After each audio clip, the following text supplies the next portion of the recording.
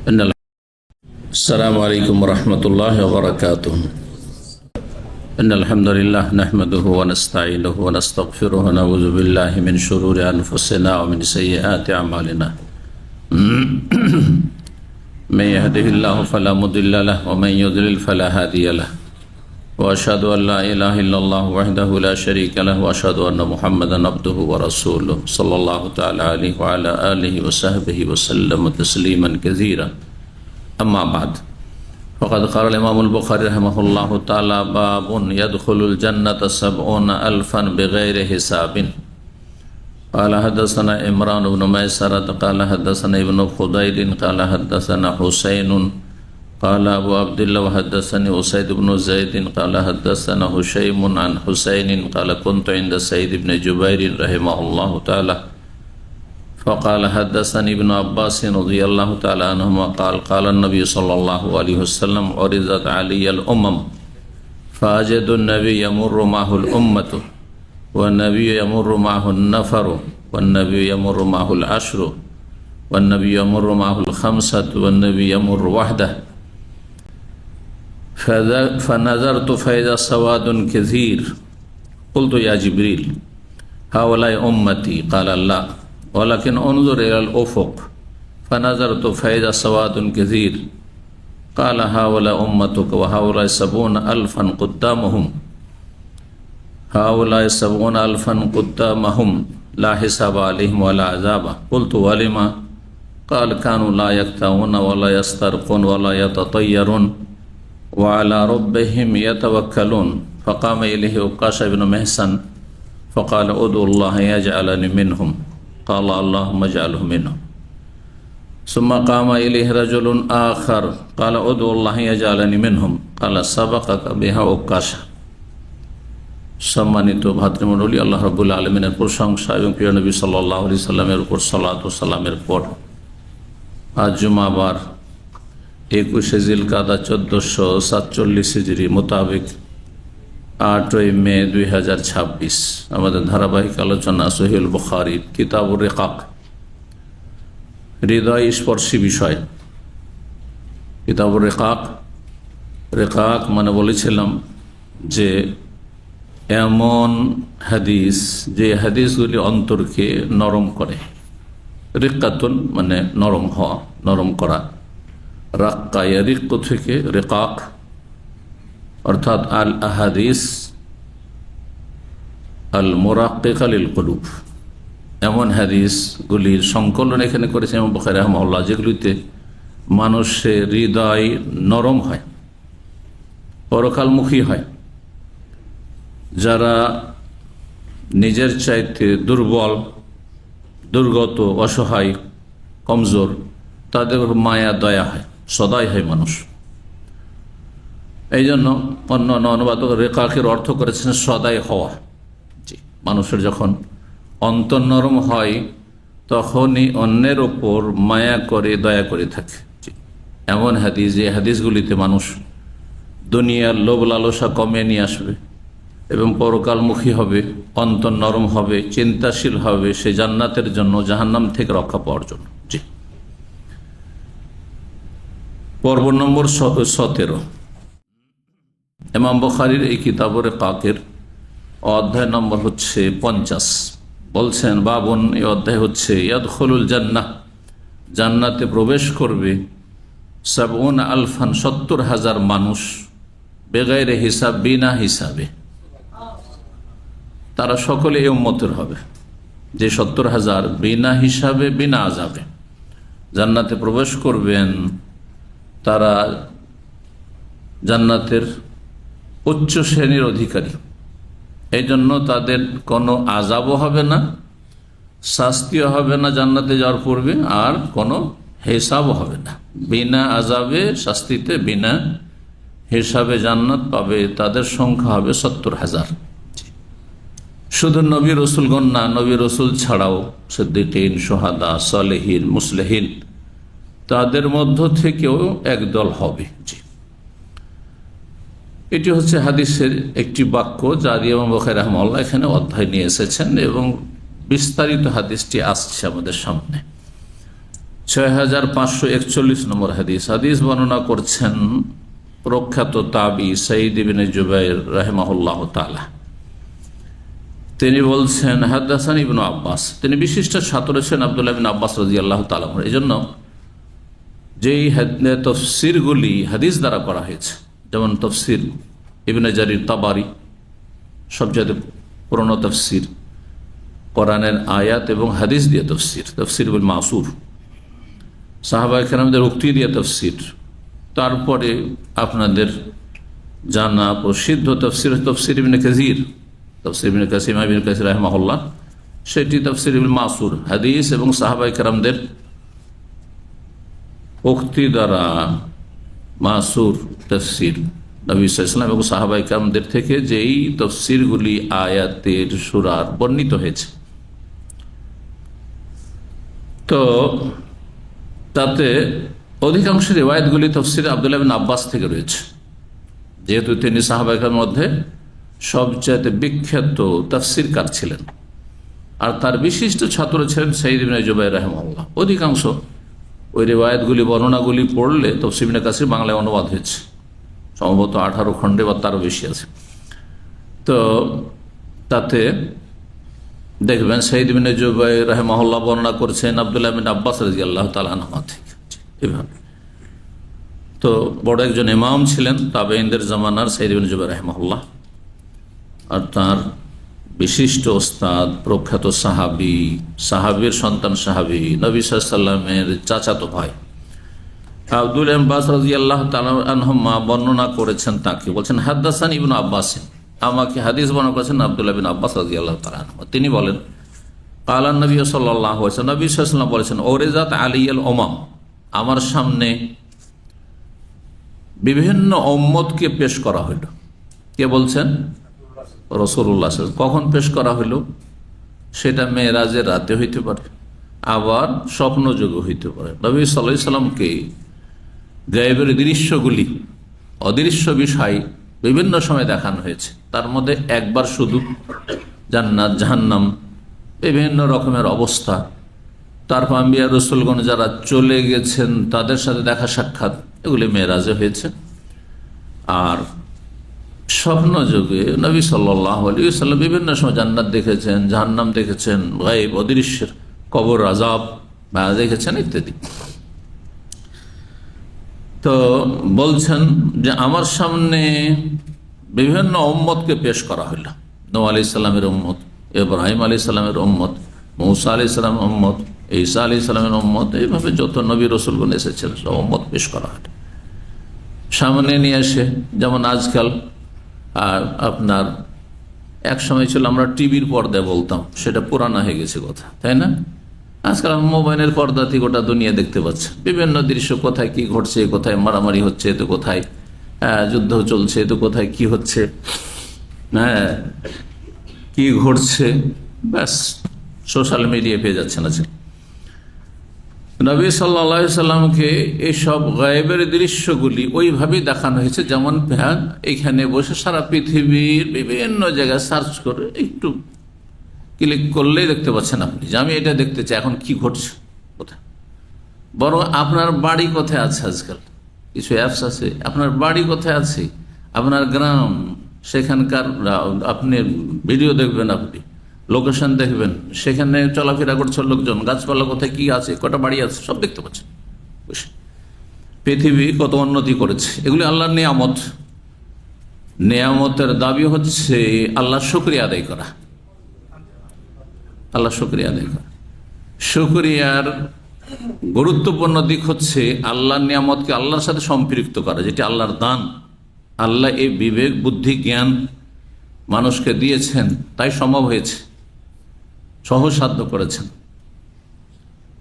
আল্লাহর সাথে আল্লাহর নিয়ামতকে সম্পৃক্ত করা এই নয় যে মানুষের ব্রেনের সাথে, বুদ্ধির সাথে, সায়েন্স টেকনোলজির সাথে। আজকাল পৃথিবীর মানুষ অনেক এগিয়ে গেছে, শিক্ষিত হয়েছে, এরা আল্লাহ পরকাল বিশ্বাস না। এগুলো নাস্তিকদের কথা, সেকুলারদের কথা, বেদিনদের কথা। একজন মানুষ যে কোনো নিয়ামতকে, যা কিছু সে ভোগ করছে, সব সময় সে অনুভূতিকে জাগিয়ে তুলবে এবং সমস্ত নিয়ামতকে আল্লাহর সাথে সম্পৃক্ত করবে যে এটি হচ্ছে ওমা বিকুম মিন নি'মাতিন ফামিনাল্লাহ, আল্লাহর পক্ষ থেকে। আল্লাহর সাথে সম্পৃক্ত আল্লাহর নিয়ামত কি, অন্য কোনো দিকে নাই। দিচ্ছেন ছেলে মেয়ে, আল্লাহ বলছে এটা আমার ওই গৌস বাবার দান, খাজা বাবার দান, ওইটা ওই শাহজাল বাবার দান। এরা মুশরিক, তাই না? ঠিক ওই রকমের যারা পৃথিবীর এইসব অন্যদিকে আল্লাহর সাথে আল্লাহর নিয়ামতকে সম্পৃক্ত না করে, এগুলি হচ্ছে সায়েন্স টেকনোলজির অবদান, তারা ওই রকম মাজার পূজারী, তারা তো মুশরিক কাফের। কথা বুঝতে পারছেন? একই কথা।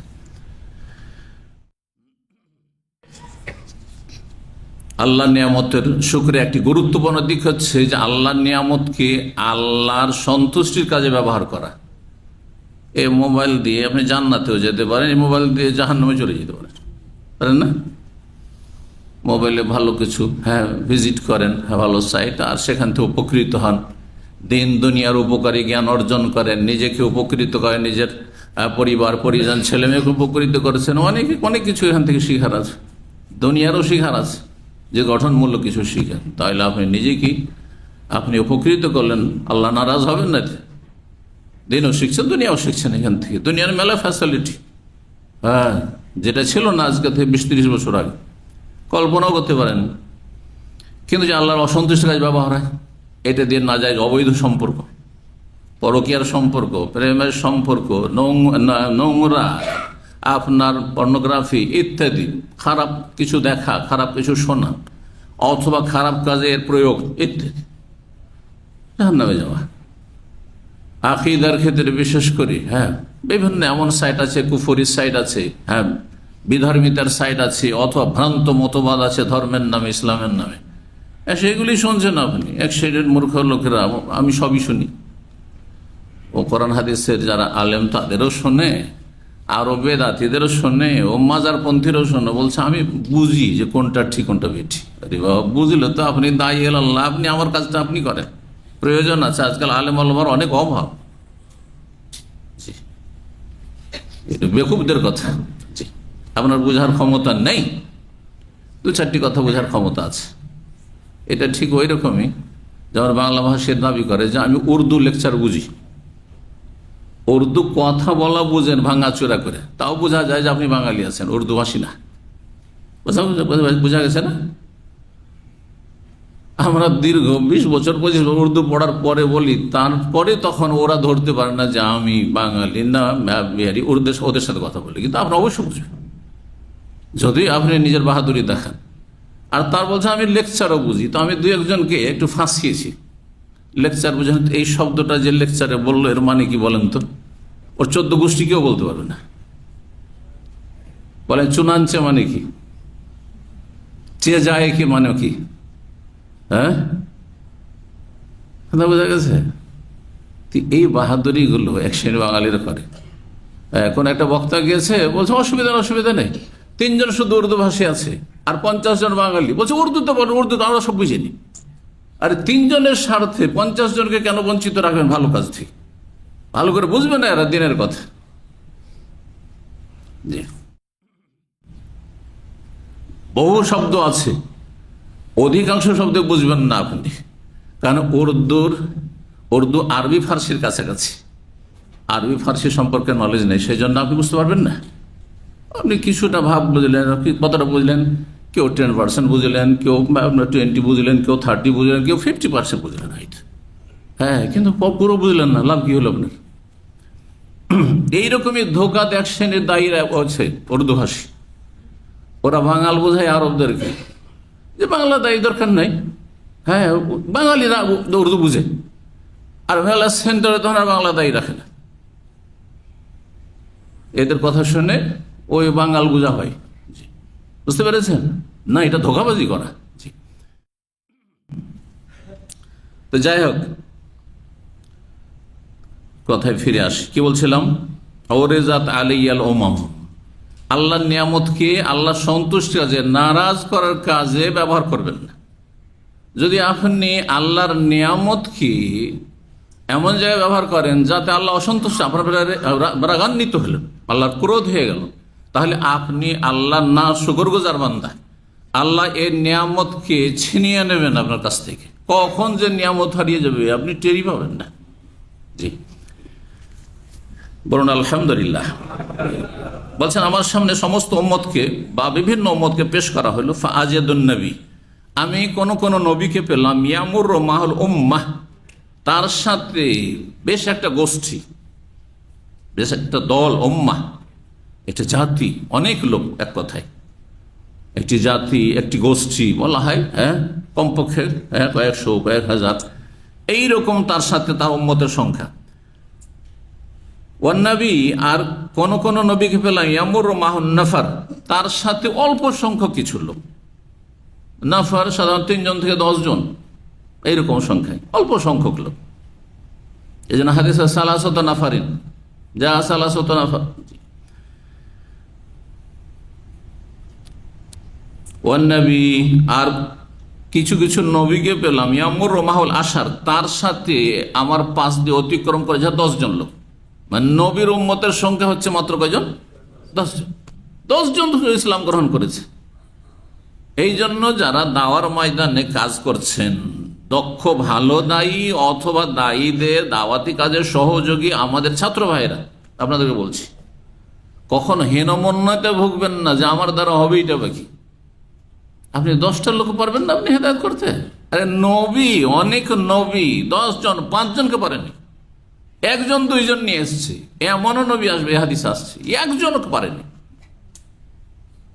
কত বছর তাদেরকে হেদায়েতের জন্য চেষ্টা করেছে, নিজেরই বংশের, কারণ তাদের বংশতে পাঠানো হইতো আগের নবীদেরকে, সেই গোত্র সেই বংশতে পাঠানো হইতো। একমাত্র শেষ নবী মুহাম্মদ সাল্লাল্লাহু আলাইহি সাল্লামকে সারা বিশ্বের সমস্ত মানুষের জন্য পাঠানো হয়েছে।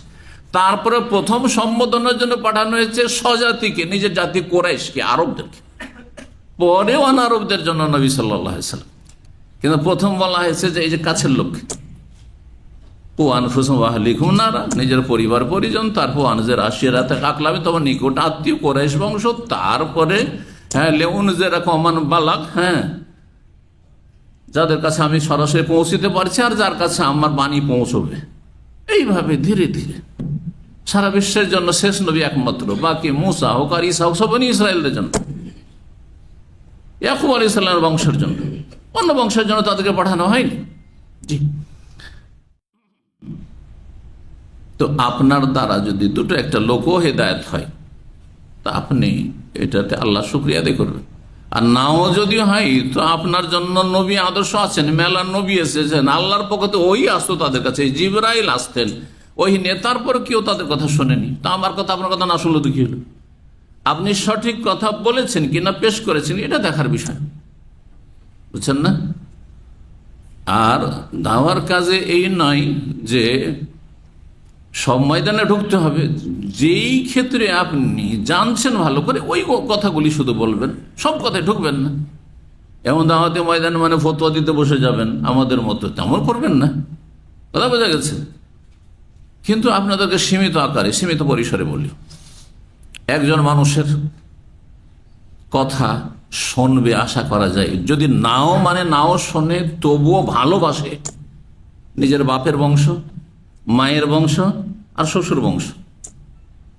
এ কথাটা আমি অনেক সময় বলেছি আমাদের ছাত্র ভাইদের, বেশি দূরে না গিয়ে, কারণ পর লোকের হয়তো আপনার উপর মায়া মমতা নেই। আরে আপনার বাবার বংশ, চাচা নয়, চাচা তো ভাই নয়, আত্মীয় স্বজন যারা আছে, এরা যদি নাও শুনে আপনার কথা, তাদেরকে শিরক বিদআত থেকে সতর্ক করছেন, বেনামাজি তাদেরকে নামাজ পড়তে বলছেন, আপনাকে মেরে ফেলার জন্য চেষ্টা সাধারণত করবে না, একমাত্র দুনিয়ার স্বার্থে আঘাত লাগলে, জমি জায়গায় ঝগড়া থাকলে, দুনিয়া নিয়ে ফেতনা থাকলে তখন ঝামেলা আছে। দিনের কথা বললে অন্তত এত শত্রুতা করবে না, ব্যতিক্রম সেটা হইতে পারে। কিন্তু একটা মায়া মমতা আছে রক্তের সম্পর্কে, মায়ের বংশ, খালাদের বাড়ি গিয়ে, মামাদের বাড়ি গিয়ে, মামাতো ভাইদের গিয়ে, একটা কথার মূল্য আছে, আপনি তাদের আত্মীয়, সেখানে দেওয়ার কাজ করেন, আপনি শুনবে কিছু, আর যদি নাও শোনে তো আপনি আপনার দায়িত্ব পালন করলেন, আপনি কাছের লোককে আপনি সতর্ক করলেন জাহান্নামের রাস্তা থেকে। শ্বশুর বংশে যখন নতুন আত্মীয়তা হইল, অবশ্যই আপনার একটা মূল্য আছে সেখানে, সেটা তাদের মাঝে দেওয়ার কাজ করে, এই মন মানসিকতা রাখতে হবে। প্রত্যেকে আপন আপন জায়গা থেকে 10 জন 5 জন করে যদি জাহান্নাম থেকে উঠাইতে পারেন, 10 জন বেনামাজিকে জাহান্নাম থেকে উঠাইলে, বেরোজাদারকে, বেজাকাত দিত না, হারামকে তো, সুদখোরকে, বেঈমানকে, হারামখোরকে, বিভিন্ন পাপে জড়িয়েছিল, তাদেরকে জাহান্নাম থেকে উঠালেন। শিরক করত, বেদাত করত, মাজার পূজা করত, পীরের মরিদ ছিল, তাদেরকে জাহান্নামের রাস্তা থেকে উদ্ধার করলেন। এটা আপনার মূল্যবান সম্পদ আখিরাতের জন্য। কেউ এলম দিয়ে, কেউ সময় দিয়ে, কেউ শ্রম দিয়ে, কেউ আপনার মানুষের উপকার করে, কারণ নুন খেলে গুণ গাইবে, হ্যাঁ, আর্থিক সাহায্য সহযোগিতা করে ইত্যাদি। তো বলছেন যে কোন কোন নবী এমরও মাহল আসে, তার সাথে 10 জন যাচ্ছে। ওয়ান নবী, আর কোন নবী এমনও দেখলাম এমরও মাহুল খামসা, তার সাথে মাত্র 5 জন। 5 জন তার উম্মতের সংখ্যা। আল্লাহু আকবার। ওয়ান নবী, এমন নবী দেখলাম এমর ওয়াহদ, একাই যাচ্ছে, নিঃসঙ্গ, কেউ নেই তার সাথে। অন্য রিওয়ায়াত লাইসা মাআহু আহাদ, তার একজন উম্মত নেই, খালি হাতে আল্লাহর কাছে হাজির হচ্ছে। ব্যর্থ না? ব্যর্থ না। যদি আপনি আপনার দায়িত্ব পালন করেন যথাযথ, আর রেজাল্ট ফলাফল আপনার আমার ক্ষমতার ভিতরে না, রব্বুল আলামিন নিজের জন্য সেটা রেখেছেন, সুতরাং আপনি সাকসেস, সফল। মেহনত করেছি, চেষ্টা করেছি, আমার কাজ আমি করেছি। এতে যদি ত্রুটি হইতো, দায়িত্বহীনতা থাকতো, তাহলে আমার ব্যর্থতা হইতো। ছেলে মেয়েকে মানুষ করার চেষ্টা করেছে ভালো করে, ইমান ইসলামের ওপর যথাসাধ্য 7 বছর থেকে ইসলামের ট্রেনিং করেছে। যেমন 15 বছর হলো, যখন ফরজ হইল, তখন রক্ত গরম হলো, আর শরীরে শক্তি হলো, বাপ মায়ের কথা পরোয়া করলো না, খারাপ হয়ে গেল, কোনো হিসাব দিতে হবে না, কোনো হিসাব দিতে হবে না, কারণ আপনি আপনার দায়িত্ব ঠিকভাবে পালন করেছেন। এই জন্য প্রত্যেকে আপন আপন জায়গাতে আপন কাজ করে যেতে হবে। হ্যাঁ, আপনি ছেলেকে দুনিয়া শিখাবেন, ডাক্তার ইঞ্জিনিয়ার বানাবেন, অফিসার নেতা বানাবেন, বড় বড় স্বপ্ন দেখাবেন, তোকে এই করব সেই করব, দেশের রাষ্ট্রপতি প্রধানমন্ত্রী হইতে হবে, তোকে এই হইতে হবে সেই হইতে হবে, হ্যাঁ, অ্যাডমিনিস্ট্রেশনে যেতে হবে, এইসব স্বপ্ন দেখিয়েছেন, দিন শেখাননি। আর বলছেন কি করব, আমার ছেলে নামাজ পড়ে না, জাহান্নামে যেতে হবে এই ছেলের সাথে। তোমাকে কি বলবো, মেয়ে আমার পর্দা করেন, আপনি সমশিক্ষাই পড়াবেন, আপনি হিন্দুর সাথে বেরিয়ে চলে যাবে, কাফের সাথে বেরিয়ে চলে যাবে, আর তখন আক্ষেপ করবেন, হ্যাঁ না, জাহান্নামে যেতে হবে তার সাথে আপনাকে। জি, আপনি আপনার দায়িত্ব পালন করেছেন কিনা এটা দেখার বিষয় রয়েছে। দায়িত্ব পালন করে দিয়েছেন, শেষ হয়ে গেছে আপনার কাছে। আল্লাহ বুঝার তৌফিক দান করেন। একাই যাচ্ছেন এমন নবী দেখলাম। ফানাজারতু, তারপরে দেখছি ফাইজা সাওয়াদুন কাসীর, বিশাল একটি দল। সাওয়াদ মানে জামাত। জি, বিশাল একটি জামাত, বিশাল একটি দল, এক উম্মত। কুলতু, তখন আমি বললাম, ইয়া জিবরিল, হে জিবরিল, হাওয়ালে উম্মতি, এরাই মনে হয় আমার উম্মত, কারণ আমি জানি আমার উম্মতের সংখ্যা সবচেয়ে বেশি, এরাই মনে হয় আমার উম্মত। কাল আল্লাহ বলেন না, ওয়ালাকিন উনজুর ইলা উফুক, তাহলে এরা কারা ছিল? অন্য রিওয়ায়াতে রয়েছে এরা হচ্ছে মূসা আলাইহিস সালামের উম্মত, মূসা আলাইহিস সালামের উম্মত। তাহলে প্রিয় নবী সাল্লাল্লাহু আলাইহি ওয়াসাল্লামের উম্মত, এই আমাদের উম্মতের পরে যাদের সংখ্যার দিক থেকে স্থান হবে তারা হচ্ছে মূসা আলাইহিস সালামের উম্মত। জি,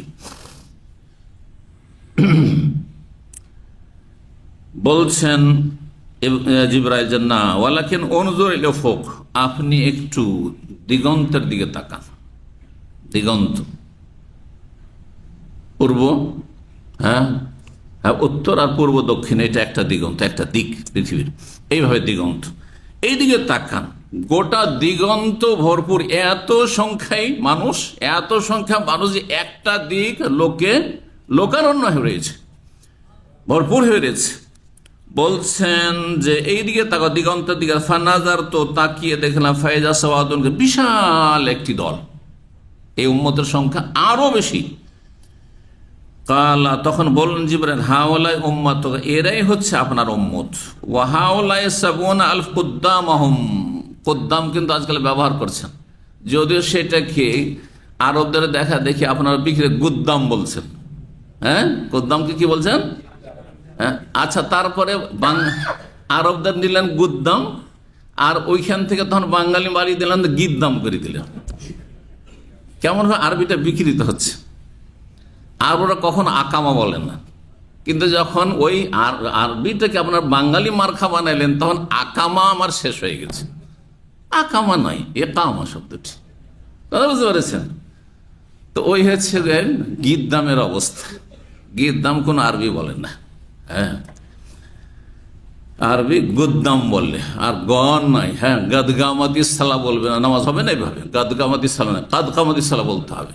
তুমি তোমার মাতৃভাষায় যা বলবে বলো, কিন্তু নামাজের ভিতরে তোমাকে কোন জাতে কাদ আফলাহাল মুমিনুন সূরা পড়তে পড়ছে গাদ আফলাহাল মুমিনুন, নামাজ হবে না, নামাজ নষ্ট হয়ে যাবে এইভাবে। জি। তো বলছেন যে ফানাজারতু ফাইজা সাওয়াদুন কাসির কুলতু ইয়া জিবরিল, জিবরিল হাওলা উম্মতি। হ্যাঁ, বলছেন যে হাওলা উম্মাতুকা, জিবরাইল বলছেন এরাই হচ্ছে আপনার উম্মত। ওয়া হাওলা সাবউনা সাওয়া আলফান কুদ্দামাহুম, আর এই যে 70,000 এই বিশাল উম্মত, বিশাল জনগোষ্ঠীর হ্যাঁ সামনের দিকে রয়েছে। কুদ্দামাহুম মানে সামনের সারিতে রয়েছে। বিশাল একটি উম্মত, বিশাল একটি জাতি, তার সামনের সারিতে কারা রয়েছেন? এই 70,000 যারা বিনা হিসাবে বিনা আযাবে কোথায় যাবেন? এ উম্মতের মধ্য থেকে জান্নাতে যাবেন। তাদের না হিসাব হবে না কোনো আযাব হবে। তাহলে এমন কিছু মুসলিম হবে যারা জান্নাতি হবে, যুগে যুগের মুসলিম, বিভিন্ন উম্মতের মুসলিম মুমিনই জান্নাত যাবে, কাফের জান্নাতে যাবে না। কিন্তু তাদের হিসাবও হবে, আযাবও হবে। হিসাব হবে, আযাব হবে, কবর আযাব হবে, আর জাহান্নামের কিছু আযাব হইতে পারে। কিছুদিন, দীর্ঘদিন, অনেক দিন, বহুদিন, তারপরে হয়তো জাহান্নামে উঠে আসবে একদল। তাহলে হিসাব প্লাস আযাব।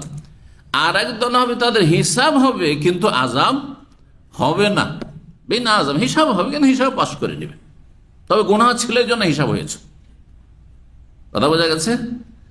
আর 70,000 এমন হবেন যাদের আযাবও নেই, হিসাবও নেই। গত পর্বের আলোচনায় বলেছি যে তাহলে জান্নাতি যারা হবে, একদল জান্নাতি যারা বিনা হিসাবে জান্নাত, বিনা আযাবে জান্নাত, না আযাব না হিসাব, ঠিক আছে না? আচ্ছা, এর অপর প্রান্তে বিনা হিসাবে জাহান্নাম, বিনা হিসাবে, বিনা হিসাবে জান্নাত, বিনা আযাব বিনা হিসাবে জান্নাত কতজন? হাদিস 70,000। আর বিনা হিসাবে কি জাহান্নাম, এরা কারা? যারা যত কাফের, বিজাতি কাফের হোক আর মুসলিম সমাজের কাফের হোক। মুসলিম সমাজে অসংখ্য কাফের আছে যারা শিরকের কারণে, নাস্তিকতার কারণে, বিভিন্ন কুফরির কারণে, ঈমান ভঙ্গের কারণে, যেমন উজু করে, উজু নষ্ট করে নামাজ পড়লে নামাজ হয় না, তেমনি জন্মসূত্রে মুসলিম থেকে ঈমান ভঙ্গ করে ইবাদত বন্দি করে জান্নাত পাওয়া যায় না। ও কাফের কাফেরই থাকলো। তাই 5 ওয়াক্ত নামাজও পড়ছে আর বলছে যে আমি, হ্যাঁ কি বলছে, আমার কাছে সবগুলি ধর্ম ভালোই লাগে, এটাও ঠিক ওইটাও ঠিক, তবে আমি মুসলিম। কিছু পাবে না, কাফের সে। কারণ আল্লাহর কাছে দিন একটি, শুধু ও আদম আলাইহিস সালামের জামানা থেকে দিন একটি, ইন্না দীনা ইনদাল্লাহিল ইসলাম। সমস্ত নবী রাসূলগণের দিনের নাম ইসলাম ছিল। জি, এইরকমই বহু দৃষ্টান্ত রয়েছে, অহরহ শুনতে আছে সোশ্যাল মিডিয়াতে। মুসলিম সমাজের অনেকে জাকাতের চাইতে তাদের এই হারাম খাওয়া, চাঁদাবাজি বেশি ভালো। কোনদিন এই অবস্থায় মারা গেলে কোনদিন জান্নাত হবে না। মুরতাদ, মুরতাদ, জাহান্নামী। ভালো করে শোনা, এই অবস্থা মারা গেলে আল্লাহ তওবা করে ফিরে আসা তৌফিক দিই, ভালো আশা রাখছি। কিন্তু এই অবস্থায় কেউ যদি মারা যায় আর এর সমর্থনে কেউ মারা যায়, সে মুসলিম না, কাফের। ভালো করে শোনা। জি, এইরকম কেউ যদি বলে কোরবানিতে এত টাকা পয়সা, কোরবানির সামনে আসছে, এত টাকা পয়সা লস করে লাভ থাকে, এই টাকাগুলো তো দেশের কল্যাণমূলক কাজে লাগানো যেতে পারে, সে কাফের, মুসলিম না। কথা বোঝা গেছে? কাফের, মুসলিম না সে। ইনশাআল্লাহ আসাম, যতই মুসল্লি হোক না কেন, যতই রোজাদার হোক না কেন, আপনি মনে করেন যে ব্যাস মুসলিম সমাজের নাম মুসলিম, আব্দুল্লাহ, আব্দুর রহমান আর অমুক আর তমুক হলি হয়ে যায় না, কখনো হয় না, কখনো হয় না। ইসলাম হচ্ছে আকিদার নাম, ধর্মীয় বিশ্বাসের নাম 1 নম্বর। ইসলাম হচ্ছে ইবাদত বন্দি, ফরজ ওয়াজিব আদায় করার নাম, হারাম নাজায়েজ থেকে বেঁচে থাকার নাম। ইসলাম হচ্ছে আখলাক, চরিত্র, লেনদেন, আদান প্রদানের নাম। আপনার 3টে দিক যদি ঠিক থাকে তো আপনি মুসলিম, যদি পুরোটাই ঠিক থাকে তো পুরো মুসলিম, পাকা মুসলিম।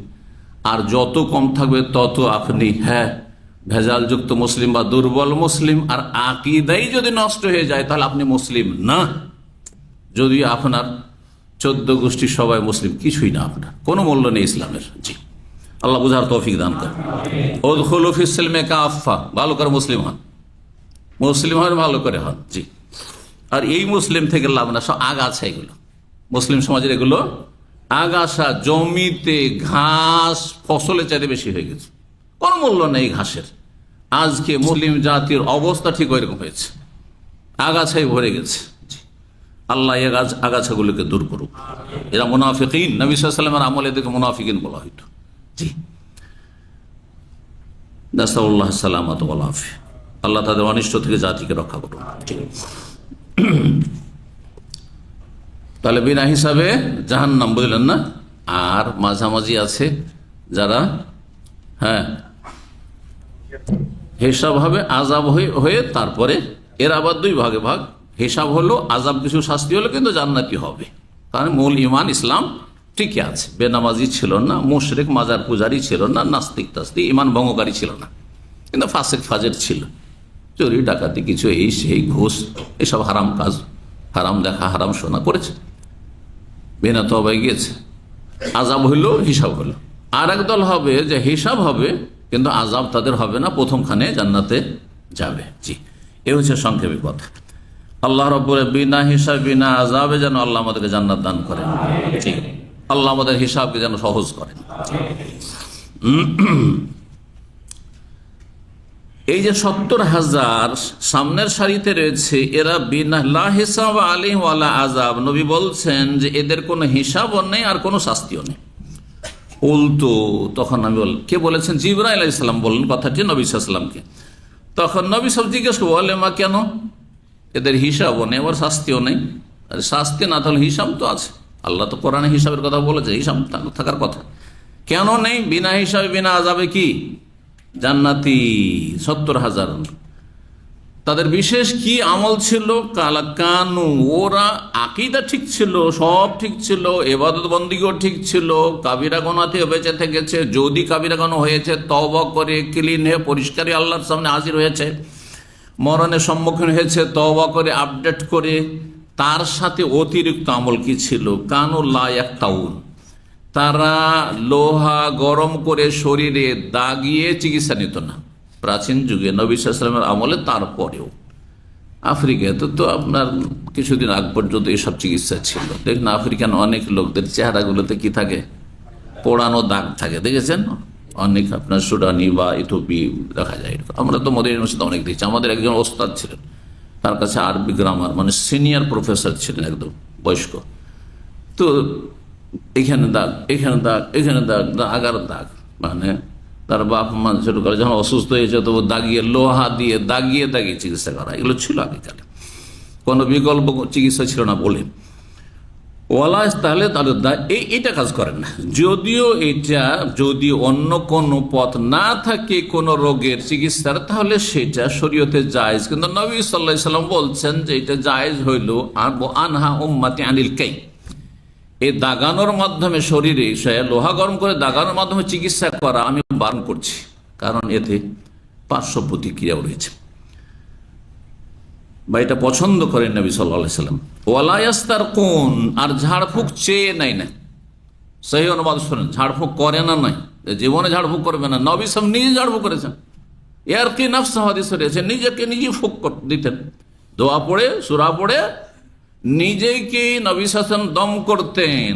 সাহাবায়ে কেরামদের আমল এটি ছিল, এটা হচ্ছে সবচেয়ে ভালো।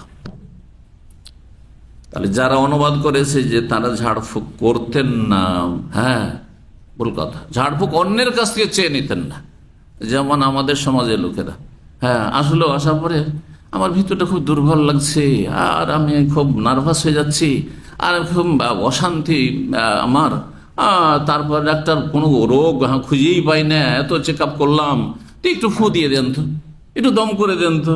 হ্যাঁ না, এগুলো চাইয়ে নেবেন না, আপনি নিজেই করেন, নিজেই করেন। অন্যের কাছে চেয়ে না মানে অন্যের কাছে ধারণা দেওয়া, শরণাপন্ন হওয়া, অন্যের মুখাপেক্ষী হওয়া। ঠিক ওই রকমই যেমন আমার অভাব আছে, যেমন অভাব আছে ওই হিসাবে আমার পয়সা দিয়ে আমি চলার চেষ্টা করব। কিন্তু কাউকে বললাম যে ভাই অভাব আছে, একটু সাহায্য করেন, কথাটা ছোট না? নিচের হাত হয়ে গেল। ভাই আমার অভাব আছে, কিছু ধার করা যায়, 10,000 রিয়াল ধার দেন, ছোট হইলাম না? ঠিক ওই রকমই ঝাড়ফুঁক চেয়ে নেওয়া। এই জন্য ঝাড়ফুঁক চেয়ে নেওয়া জায়েজ, না জায়েজ নয়? হ্যাঁ, না জায়েজ নয়। যেমন ধার নেওয়া জায়েজ, যদি অদামত আপনি দিয়ে দেন, ঠিক ওই রকমই আপনার ঝাড়ফুঁক চাওয়া জায়েজ, একটু আমাকে দম করে দেন। কিন্তু ছেড়ে দেওয়া বেশি ফজিলতের। যদি আপনি জীবনে কারো কাছে দম করার চেয়ে না নেন, তাহলে আপনি 70,000-এর মধ্যে যেতে পারেন, যদি বাকি আমলগুলো আপনার সুন্দর থাকে, পারফেক্ট থাকে। কথা বুঝলেন না? এই নয় যে শুধু এই গুণগুলো ছিল আর এদিকে ফজর ঠিক করে পড়তেন না। সূর্য ওঠার পরে, জুমার দিন আজকে উঠেছেন সূর্য ওঠার পরে, ওয়াক্ত পার করে, হ্যাঁ, মাগরিবের সময় শুয়ে গেলেন, হ্যাঁ, ফজরে উঠলেন, এশা গেছে। অনেকে করছেন আপনাদের প্রবাসীর। ফজর তো বলতে হবে না, কয়জন ফজর পড়ে? যাদেরকে নামাজি ও 4 ওয়াক্তের নামাজি, তাদের অধিকাংশ ফজর পড়ে না, পড়লে সূর্য ওঠার পর পড়ে। তাহলে তারা যদি, হ্যাঁ, ঝাড়ফুঁক না নেই, তারপরে আপনার লোহা দিয়ে শরীর না দাগায়, অলৌকিক কুলক্ষণে বিশ্বাসী না হয়, তাহলে বিনা হিসাবে চলে যাবে জান্নাত? না, কখনো যাবে না। সমস্ত ফরজ ওয়াজিব আমলগুলি ঠিক আছে, পরিপূর্ণ আছে, হারাম নাজায়েজ থেকে বেঁচে আছে, তারপর অপরন্ত এই বৈশিষ্ট্যগুলি যদি থাকে, তাহলে বিনা হিসাবে বিনা আযাবে জান্নাত পাওয়ার আশা, এই দলে সামিল হওয়ার আশা করা যেতে পারে। চিন্তা করুন, আমাদের চাইতে সিনিয়র নেক কত মানুষ চলে গেছেন, কত এই উম্মতের লোকেরা চলে গেছেন। হ্যাঁ, সাহাবায়ে কেরাম, তাবেঈন, তাবা তাবেঈন, মুহাদ্দিসিন, ফুকাহা কেরাম, উলামায়ে কেরাম, আর সালেহিন, সিদ্দিকিন, শুহাদা, কত চলে গেছেন, যারা আমাদের চাইতে আমলে অনেক ভালো ছিলেন। আর একসাথে সাধারণ মানুষ সারা বিভিন্ন পাপ করেছে, এখন একটু প্র্যাকটিসিং মুসলিম হচ্ছে আর স্বপ্ন দেখা। অনেক ভাই জিজ্ঞাসা করে, সেই জন্য বলছি, অনেক আমার কাছে প্রশ্ন আসে, আমি বিনা হিসাবে বিনা আযাবে জান্নাত যেতে চাই।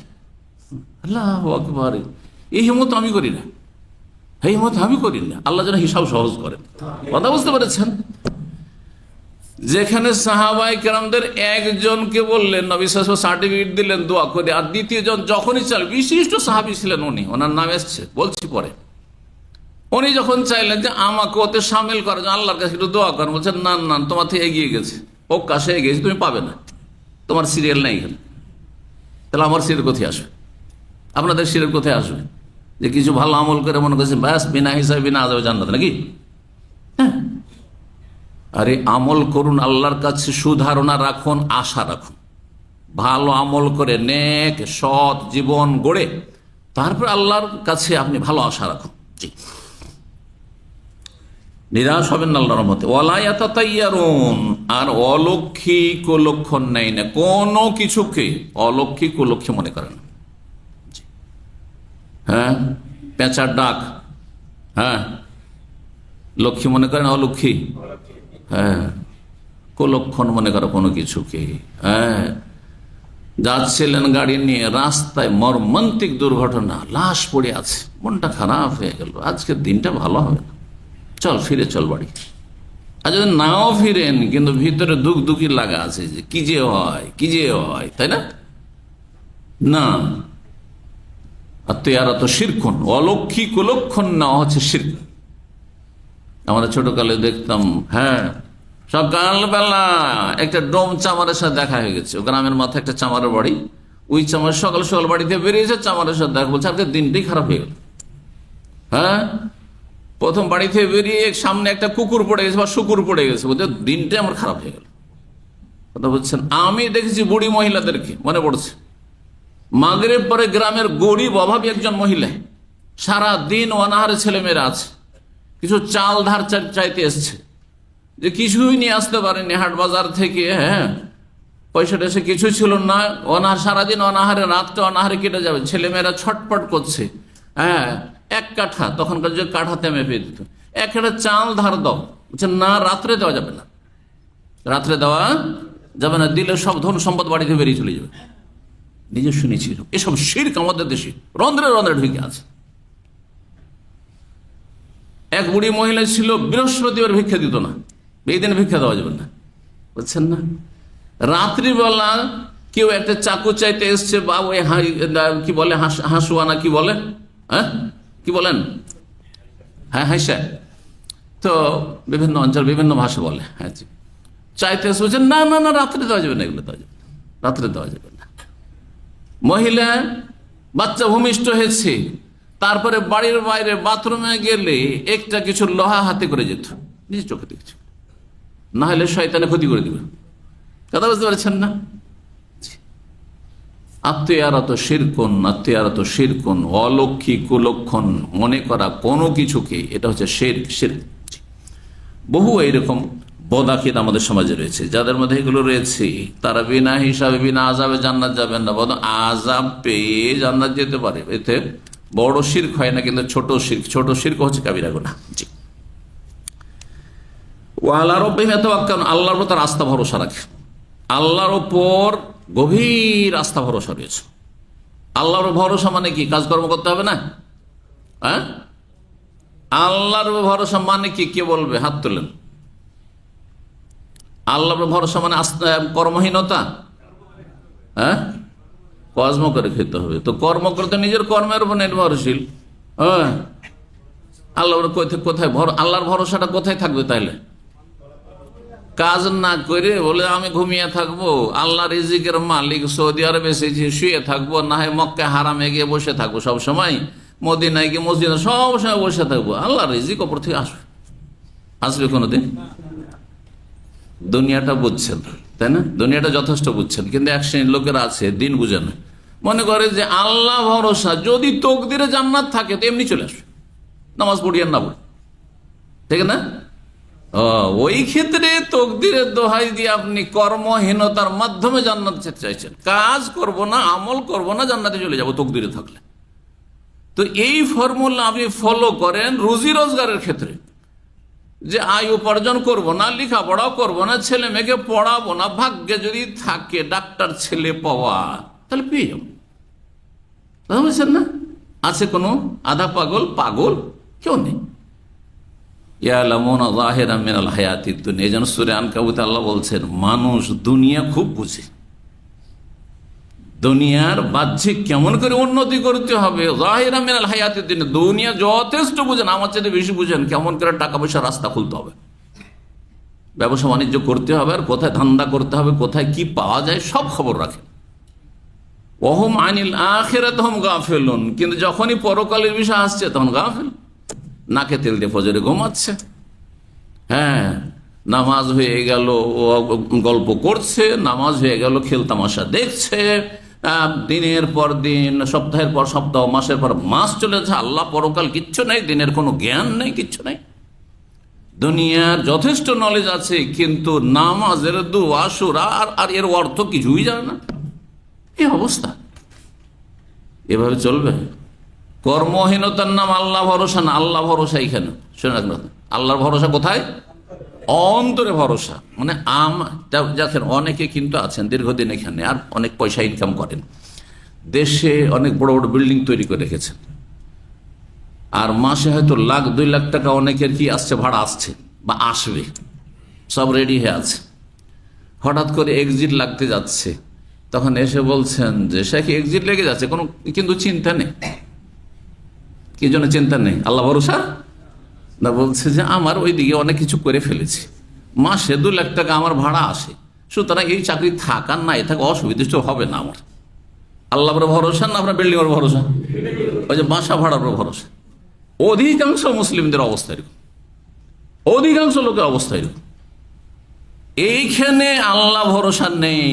আল্লাহর ভরসা মানে যে আল্লাহ সৌদি আরবে এই চাকরির মাধ্যমে রিজিক দিয়েছেন বা ব্যবসার মাধ্যমে রিজিক দিয়েছেন, সেই আল্লাহ ওই আসমান থেকে রিজিক নামানো, ওটা যেখানে থাকবো সেখানে দিবেন ইনশাআল্লাহ। হ্যাঁ, কথা বোঝা গেছে? কিন্তু সমান সমান দিবেন এই শর্ত তো নাই। আল্লাহকে বলেছেন সমান সমান দেবো, যে সৌদি আরবে যেটা দেবো এটা বাংলাদেশেও দেবো, ওর সাথে বেশিও দিত, অনেককে বেশি দিচ্ছেন। আমি এর আগে নজির বলেছি, কিন্তু এইখানে ক্লিনের কাজ করত। হ্যাঁ, প্রতিবন্ধীদের হাসপাতাল, যাকে তাহিলে সামিল আগে বলা হয়তো, তো ওখানে সে কাজ করতো, 500 টাকা মাত্র বেতন ছিল। আর বিল্ডিং সিঁড়ি ধুয়ে বেড়াইতো, আর না হলে আসকারীদের খাবার, ওই যে আসকারী বুঝেন তো, পুলিশদের খাবার, যারা ব্যাচেলার থাকে তার খাবার তৈরি করতো। এইভাবে কোনো 1,500-2 হাজার টাকা কষ্ট করে সারাদিন মেহনত করে ইনকাম করতো। তার এখন ঢাকাতে 2-3টা দোকান আছে,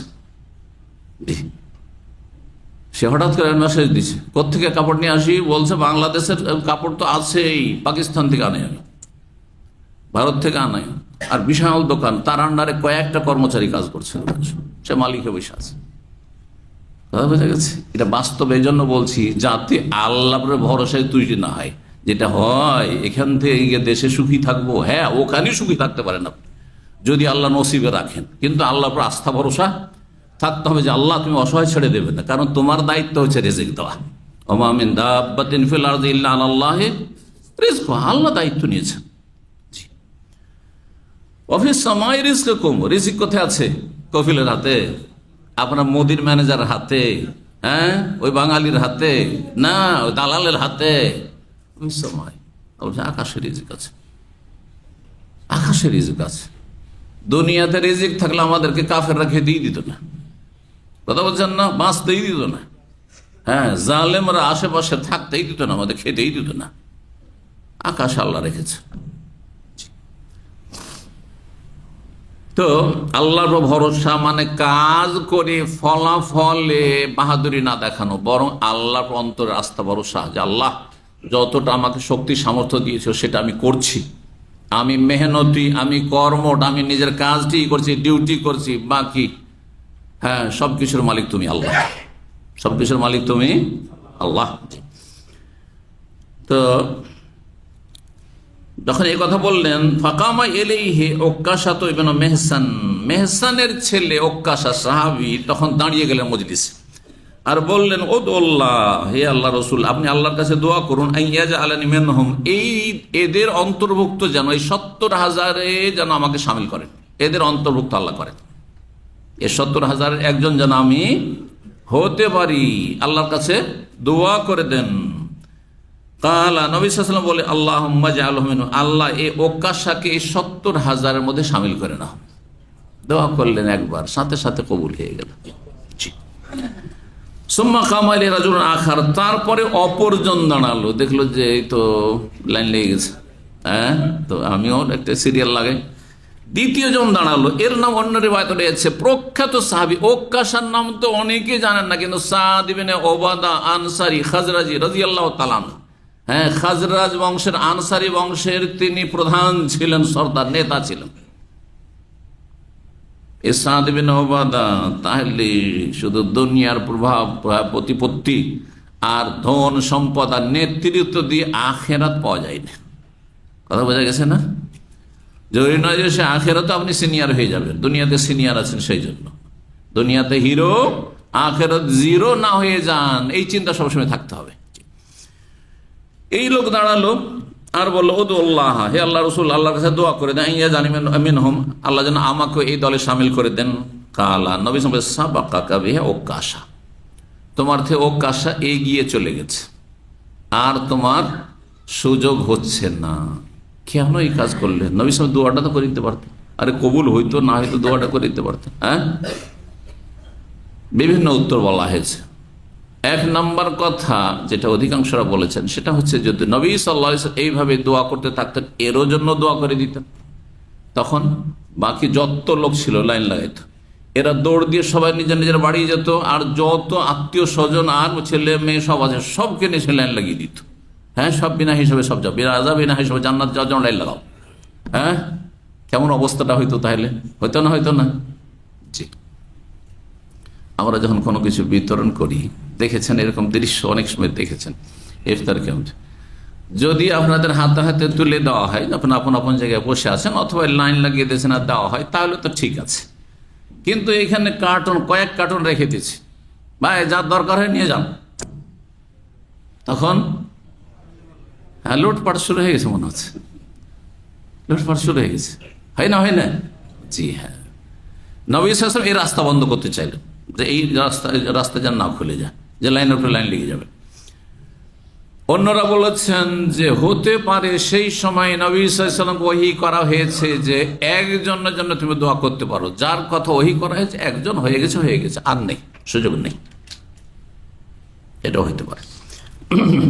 6542 নম্বর হাদিস, হাদিস বর্ণনা করছেন আবু হুরায়রা রাদিয়াল্লাহু তাআলা, তিনি বলছেন, সামিউতু রাসূলুল্লাহ সাল্লাল্লাহু আলাইহি ওয়াসাল্লাম, আমি রাসূলকে বলতে শুনেছি, ইয়াদখুলুল জান্নাতা মিন উম্মতি, আমার উম্মত থেকে জান্নাতে প্রবেশ করবে এক দল, জুমরা।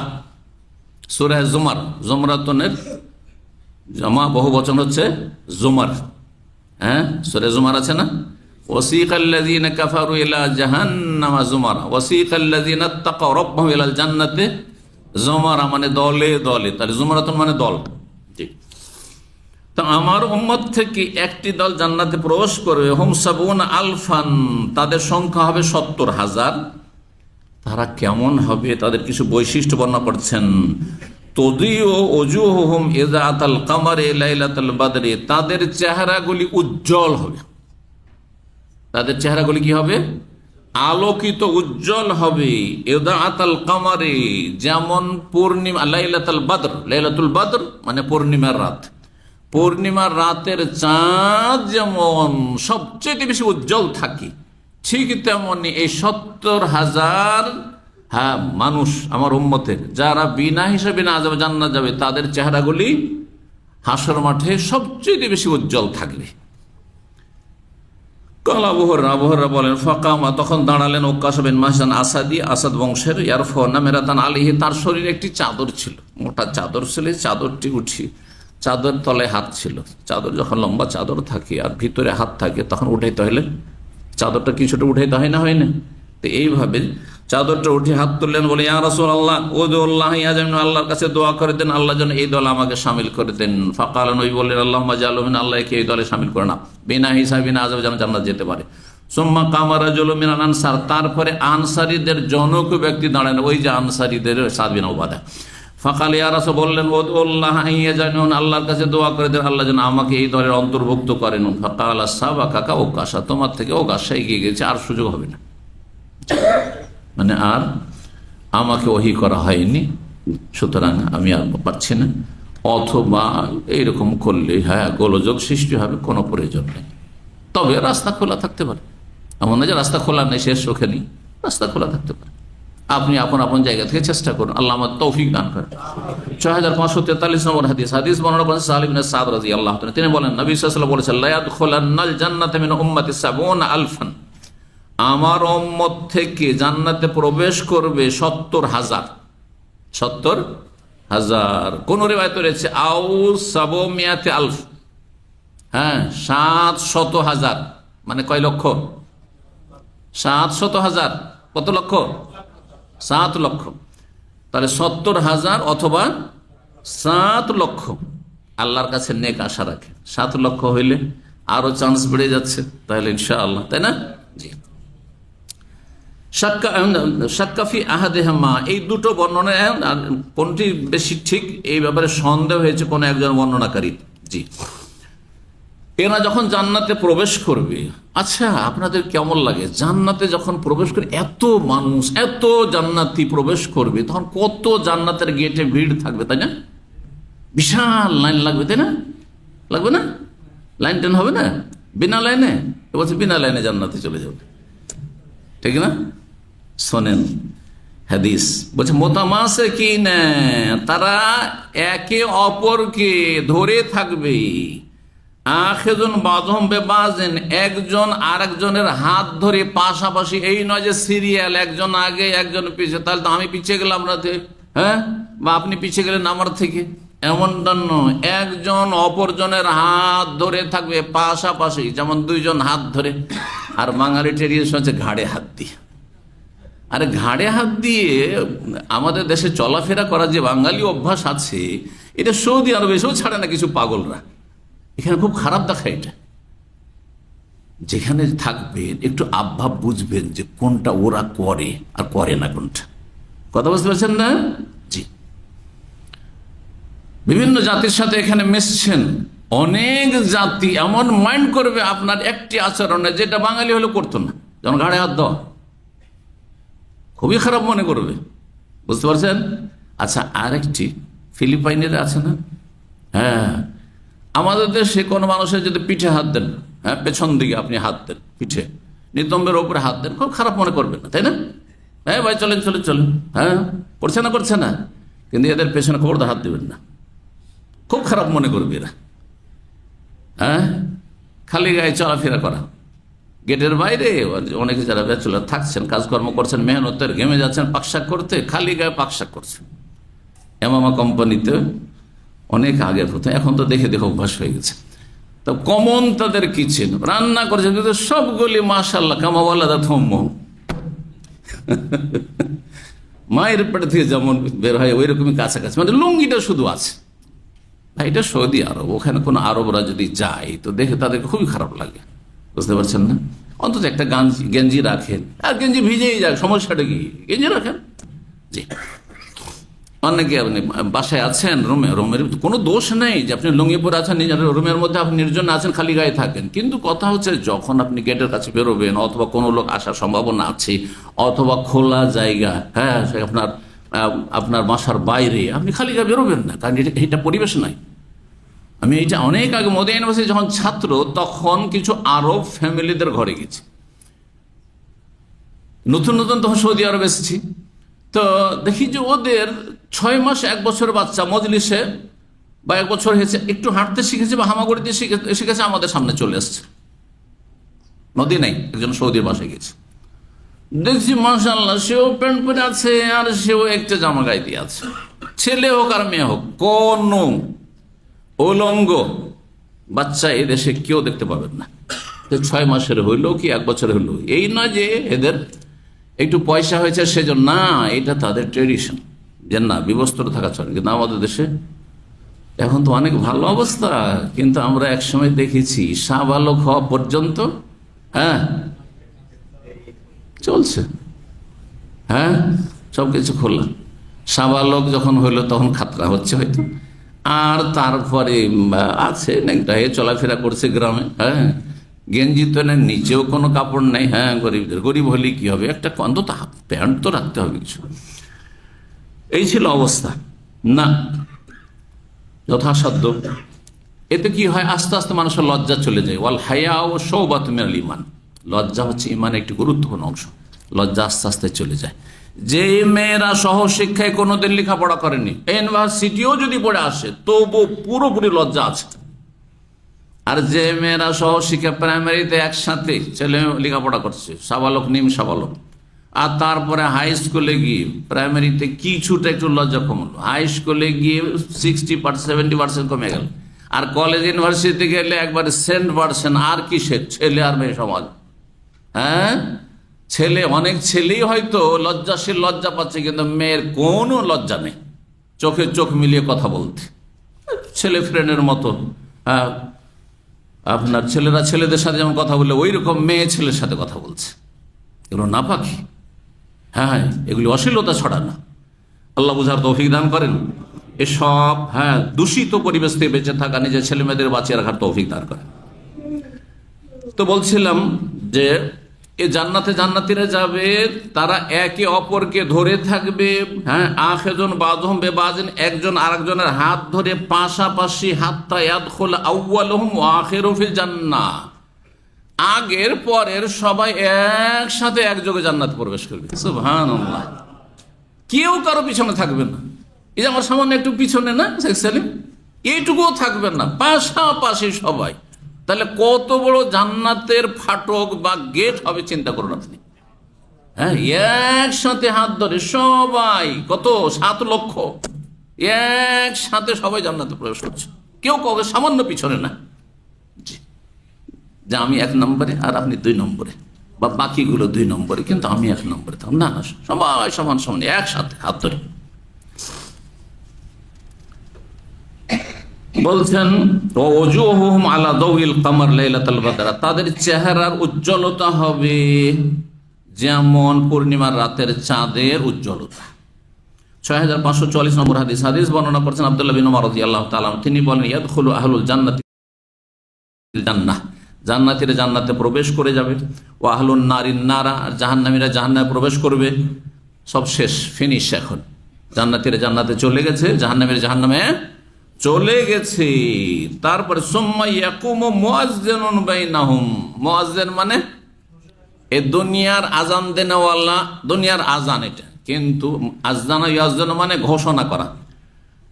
অতঃপর তাদের মাঝে দাঁড়াবেন একজন ঘোষক, মুয়াজ্জিন মানে তাহলে কি হলো? ঘোষক। যে মসজিদের নামাজের আজান দিচ্ছে সে নামাজের ঘোষক, যার নামাজের রক্ত হয়েছে, আসো। আর সেখানে ঘোষণা করবে কিসের? এটা শোনেন। জি, এই জন্য আজদানা ইউআযিনু এর মানে হচ্ছে ঘোষণা করা। ইয়া আহলান্নার, জাহান্নামীদেরকে আগে ডাকবে। ইয়া আহলান্নার, হে জাহান্নামীরা, শোনো, লা মওত, কোনো মরণ আর নেই, জ্বলতে থাকবে। দুনিয়ায় জ্বললে তো কিছুক্ষণের মধ্যেই, আরে শরীর জ্বলে শেষ হয়নি তার আগে মারা গেছে। কিন্তু না, ধোঁয়াতে অনেকে মারা যাচ্ছে, জ্বলেনি এখনো, কিন্তু ধোঁয়াতে দম বন্ধ হয়ে মারা গেছে, অক্সিজেনের অভাবে। সেখানে মরবে না, মরবেন না। জ্বলে যখন চামড়া শেষ, গোস্ত শেষ, কুল্লামা নাযাজাত জুলুদুহুম বাদদালনাহুম জুলুদান গায়রাহা লিয়াযুকুল আযাব। আল্লাহ কোরআনে এখানে বলছেন এই জাহান্নামীদের তাদের চামড়া, কারণ মানুষের অনুভূতি কিসে আছে? চামড়াতে আছে। আসল অনুভূতি, এহসাস যেটি, ফিলিংস, সেটি চামড়াতে আছে, ত্বক। এই চামড়া যখন জ্বলে যাবে তখন বাদদালনাহুম জুলুদান গায়রাহা, তখন নতুন চামড়া আল্লাহ তৈরি করে দেবে, লিয়াযুকুল আযাব, যাতে করে শাস্তি পেতে থাকে। আর চামড়া জ্বলে যাওয়ার পরে, গোস্ত জ্বললে হ্যাঁ মানুষ আর কষ্ট পায় না ভিতরে, কারণ অনুভূতি তার শেষ হয়ে গেছে। যেমন শরীর যদি অবশ হয়ে যায়, যতক্ষণ আপনার রক্ত চলাচল করছে, ব্লাড সার্কুলেশন আছে, ততক্ষণ আপনি অনুভব করছেন, নড়াচড়া করছেন বা স্পর্শ করছেন। কিন্তু যদি শরীর অবশ হয়ে যায় তখন কোনো কিছু টের পাচ্ছেন না, যাতে করে আযাব বৃদ্ধি হয়। আযাব সবসময় চলতে থাকে, কিন্তু মরণ আসবে না। দুনিয়াতে আগুনে জ্বলে মারা যেত, জাহান্নামে জ্বলবে কিন্তু মরবে না, মরণ হবে না। কিন্তু কোরআনের ভাষায় আল্লাহ অন্য কথা বলেছেন, লা ইয়ামুতু ফিহা ওয়া লা ইয়াহইয়া, জাহান্নামের না মরবে না বাঁচবে। তো কেমন কথা হইল আবার? এদের ব্যাখ্যা কে করতে পারবে? এই কোরআন আয়াতের ব্যাখ্যা কে করতে পারে? এখানে বলছেন খুলুদ, আগের রিওয়ায়াত আসছে শুধু লা মওত না, খুলুদ, এখন চিরকাল জাহান্নামে থাকো। লা মওত, মরণ হবে না। কারণ মরণ হলে তো একটা খুশি, যে দুনিয়াতে খুব বেশি বালা মুসিবত যখন আসে, আল্লাহ মরে গেলে আরাম পেয়ে যাও, বলছেন না? তো জাহান্নামীদেরকে বলা হবে এই জন্য যে এই কথা চিন্তা করিও না যে কিছুক্ষণ চলে মরে যাব, আরাম পেয়ে যাবো, যেমন দুনিয়ায় আরাম পেয়ে যেতাম। না, মরবে না, রূহ থাকবে, আর কষ্ট পেতে থাকবে, শাস্তি আস্বাদন করতেই থাকবে। হ্যাঁ, লা ইয়ামুতু ফিহা ওয়া লা ইয়াহইয়া, আম্মা পারাতে আল্লাহ বলেছেন। হ্যাঁ, লা ইয়ামুতু ফিহা, হ্যাঁ না, লা ইয়ামুতু ফিহা, তাফসীরটা ভালো করে শুনেন, মরণ হবে না। লা ইয়ামুতু ফিহা মানে জাহান্নামে মরবে না, এটা ঠিক আছে, মরণ হবে না। ওয়ালা ইয়াহিয়া মানে বেঁচেও থাকবে না, তো বেঁচে থাকবে না, তাহলে তো মরণ হয়। হ্যাঁ, হায়াত না হয় মওত, তৃতীয় কিছু আছে নাকি? তো ওয়ালা ইয়াহিয়া মানে ওয়ালা ইয়াহিয়া হায়াতান তাইয়্যিবা, আর বেঁচে থাকার মতো বাঁচবে না। আর বেঁচে থাকে মানুষ কিসের জন্য? সুখ শান্তির জন্য। সে জাহান্নামে কোনো সুখ শান্তিও না বেঁচে থেকে, কথা বোঝা গেছে? কোনো শান্তির জীবনও পাবে না, আর মরণও পাবে না। যেমন মরণ হবে না, তো বেঁচে থাকলে যে সুখ শান্তি হয় তাও হবে না। ওয়ালা ইয়াহিয়া হায়াতান তাইয়্যিবা, কোনো আরামদায়ক জীবন পাবে না, বেঁচে থেকেও শান্তি নেই, আর মরণ তো নেই। এটি হচ্ছে এর উদ্দেশ্য। ওয়া আহলাল জান্নাহ, জান্নাতীদেরকে ডাকবে। অন্য রিওয়ায়াতে এসেছে যখনই ডাকবে তখনই একটু মাথা উঠিয়ে দেখবে, হ্যাঁ, জান্নাতীরা উকি মেরে দেখবে। জাহান্নামে জ্বলছে জাহান্নামীরা, তারা একটু দেখবে যে কি জাহান্নামীরা কি আশা নিয়ে দেখবে। হ্যাঁ, যে হতে পারে যে কোনো রিভিউ হয়েছে, যে হয়তো কোন একটা সুযোগ হয়েছে, বের হওয়ার কোনো চান্স হতে পারে হয়তো, তাই না? জেলখানে যখন আমরা বক্তব্য করতে যাই, তখন কিছু লোক কায়দিটাকে দেখি দৌড় দিয়ে তারা চলে আসার চেষ্টা করে, একটা সীমিত নিয়ে আসে, আর হয়তো সবাইকে আসার সুযোগ দেয় না, তাড়াতাড়ি বেরিয়ে আসার চেষ্টা করে। কিসের জন্য? যে দেখি বাইরের কিছু খবর পাবো, হতে পারে কোনো আফু আসছে নাকি। আফু বুঝেন? হ্যাঁ, যারা জেলখানার মেহমান হয়েছে তারা বুঝতে পারবে নাকি। আফু মানে মাফ, কোনো ক্ষমার ঘোষণা আসছে নাকি। মাঝে মাঝে রাজা বাদশারা কোনো অসুস্থ হইলে ও চিকিৎসা থেকে সুস্থ হইলে অথবা ঈদ পর্বে কি আসে, ক্ষমার ঘোষণা আসে, ক্ষমার ঘোষণা আসে। তো এসে কিছু লোক জিজ্ঞাসা করে, বক্তব্য হইল ওর শুরুতে আগেই হয়তো অথবা শেষখানে শেখ অথবা হুজুর কোনো আফর কোনো চান্স আছে কিনা, কথা বোঝা গেছে? তো ওই রকমই জাহান্নামীরা ভাববে যে আল্লাহর পক্ষে কোনো ক্ষমার কোনো সুযোগ মনে হয় আছে, কারণ ডাক যখন হয়েছে তো হইতেই পারে, বুঝছেন? আর জান্নাতীদেরকে যখন ডাকা হবে ভয় পাবে যে আল্লাহ কি যে হইল, যাইতে হয় নাকি আবার এখান থেকে বেরিয়ে। হ্যাঁ, তো আল্লাহ রাব্বুল আলামিনের পক্ষ থেকে ফেরেশতা ডাকবেন ঘোষক, ইয়া আহলান নার লা মাউত, ইয়া আহলাল জান্নাহ, হে জান্নাতীরা, লা মাউত, খুলুদ, কোন মরণ নেই, চিরস্থায়ী হবে এখানে। তখন কি হবে? জান্নাতীদের আনন্দের উপর আনন্দ, খুশির উপর খুশি, যেমন হাদিসে আছে। আর জাহান্নামীদের শোকের উপর শোকের ছায়া আরো নেমে আসবে। 6545 নম্বর হাদিস বর্ণনা করেছেন আবু হুরায়রা রাদিয়াল্লাহু তাআলা। তাহলে আগের হাদিস ইবনে ওমর, একই হাদিস বর্ণনা করেছেন আবু হুরায়রা, একটু বিস্তারিত বলছেন। নবী সাল্লাল্লাহু আলাইহি ওয়াসাল্লাম বলেন, ইউকালু লি আহলি জান্নাহ, জান্নাতীদেরকে বলা হবে, ইয়া আহলাল জান্নাতে, হে জান্নাতীরা, খুলুদুন লা মাউত, এখন চিরকাল এখানে অবস্থান করবে, কোনো মরণ হবে না তোমাদের, ভয় পেও না। কারণ মরণ থাকলে তো যেমনই মরণের কথা মনে আসে একটু তিক্ততা হয় না? এই ফিলিং আছে না, অনুভূতি আছে না আপনাদের? হ্যাঁ, দেখেন সুস্থ চলাফেরা করছেন, মরণের অত টেনশন নেই, ফিকির নেই, সবকিছু ঠিক আছে। কিন্তু যদি এক্ষুনি ডাক্তারের কাছে যান আর গিয়ে বলি আমাদের তো পালসই পাওয়া যাচ্ছে না, আর বিপি চেক করার পরে আপনার এক্ষুনি হার্ট অ্যাটাক হইতে পারে, এই তো মারাত্মক ব্যাপার স্যাপার, সাথে সাথে রোগী হয়ে যাবেন আপনি, ঠিক না? মরে যাবো, তাইলে এই মরে যাব কথাটি স্মরণ হইতে একটা তিক্ততা চলে আসে। তাহলে স্ত্রী গেল, হ্যাঁ, ছেলেমেয়েরা আমার গেল, আমার এই দুনিয়ার যে কত আশা ভরসা ছিল আর কত যে আকাঙ্ক্ষা ছিল সব গেল, চুরমার হয়ে গেল, আছে না নেই? মরণের একটা তিক্ততা আছে। হ্যাঁ, মরণ আসার আগে মানুষ যখনই তিক্ততা আসবে, এই জন্য সুস্থ অবস্থায় মরণকে বেশি স্মরণ করতে হবে।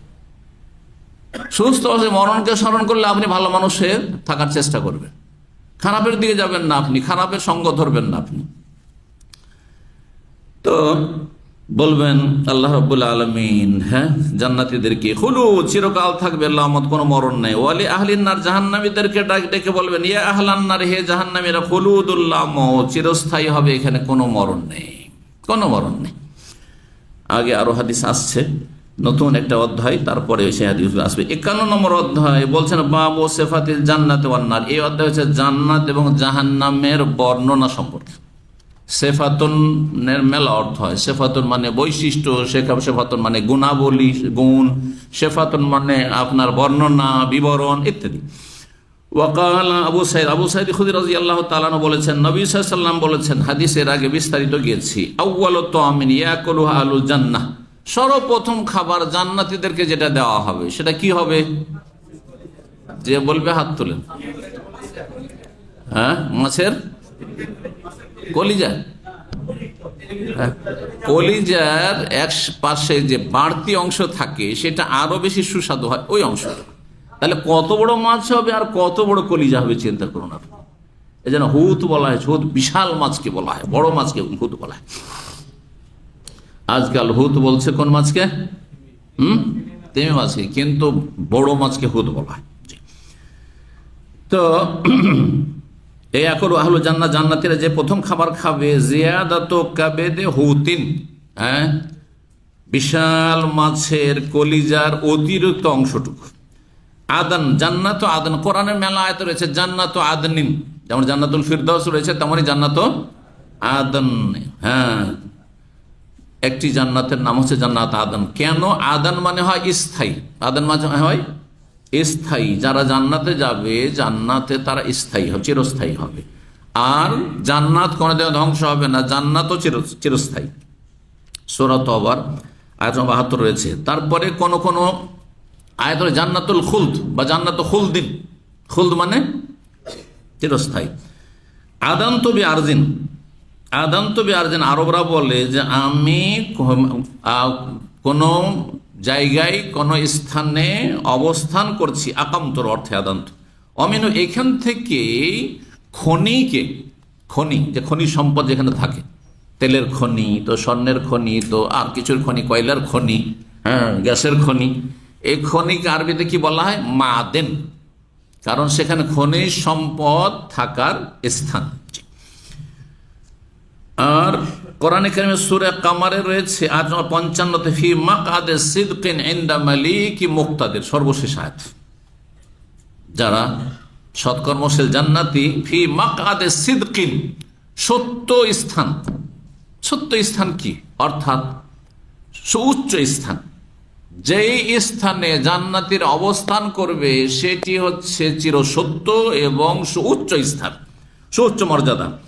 ফিম্মানবাতে সিদকিন, এই জন্য তাফসীর করে ইমাম বুখারী বলছেন মাকাদে সিদকিন, মাকাদ মানে সিট, বসার জায়গায়, কিন্তু এখানে মাকাদে সিদকের উদ্দেশ্য হচ্ছে সুউচ্চ স্থান। ফিম্মানবাতে সিদকিন, সততা, হ্যাঁ সততা, আপনার নাবাতে আম্বত মানে উদ্গত হওয়া, সততা বা সত্যতা যেখান থেকে প্রকাশ পায় সেই স্থান, অর্থাৎ যে বিষয়টি চিরসত্য, যে জান্নাতীরা সুউচ্চ স্থানে অবস্থান করবে। 6546 নম্বর হাদিস বর্ণনা করেছেন ইমরান বিন হুসাইন রাদিয়াল্লাহু তাআলা। তিনি বলেন, নবী সাল্লাল্লাহু আলাইহি ওয়াসাল্লাম বলেছেন, ইত্তালাতু ফিল জান্নাহ, নবী সাল্লাল্লাহু আলাইহি ওয়াসাল্লামকে জান্নাত দেখানো হয়েছে মেরাজের রাতে, জাহান্নাম দেখানো হয়েছে।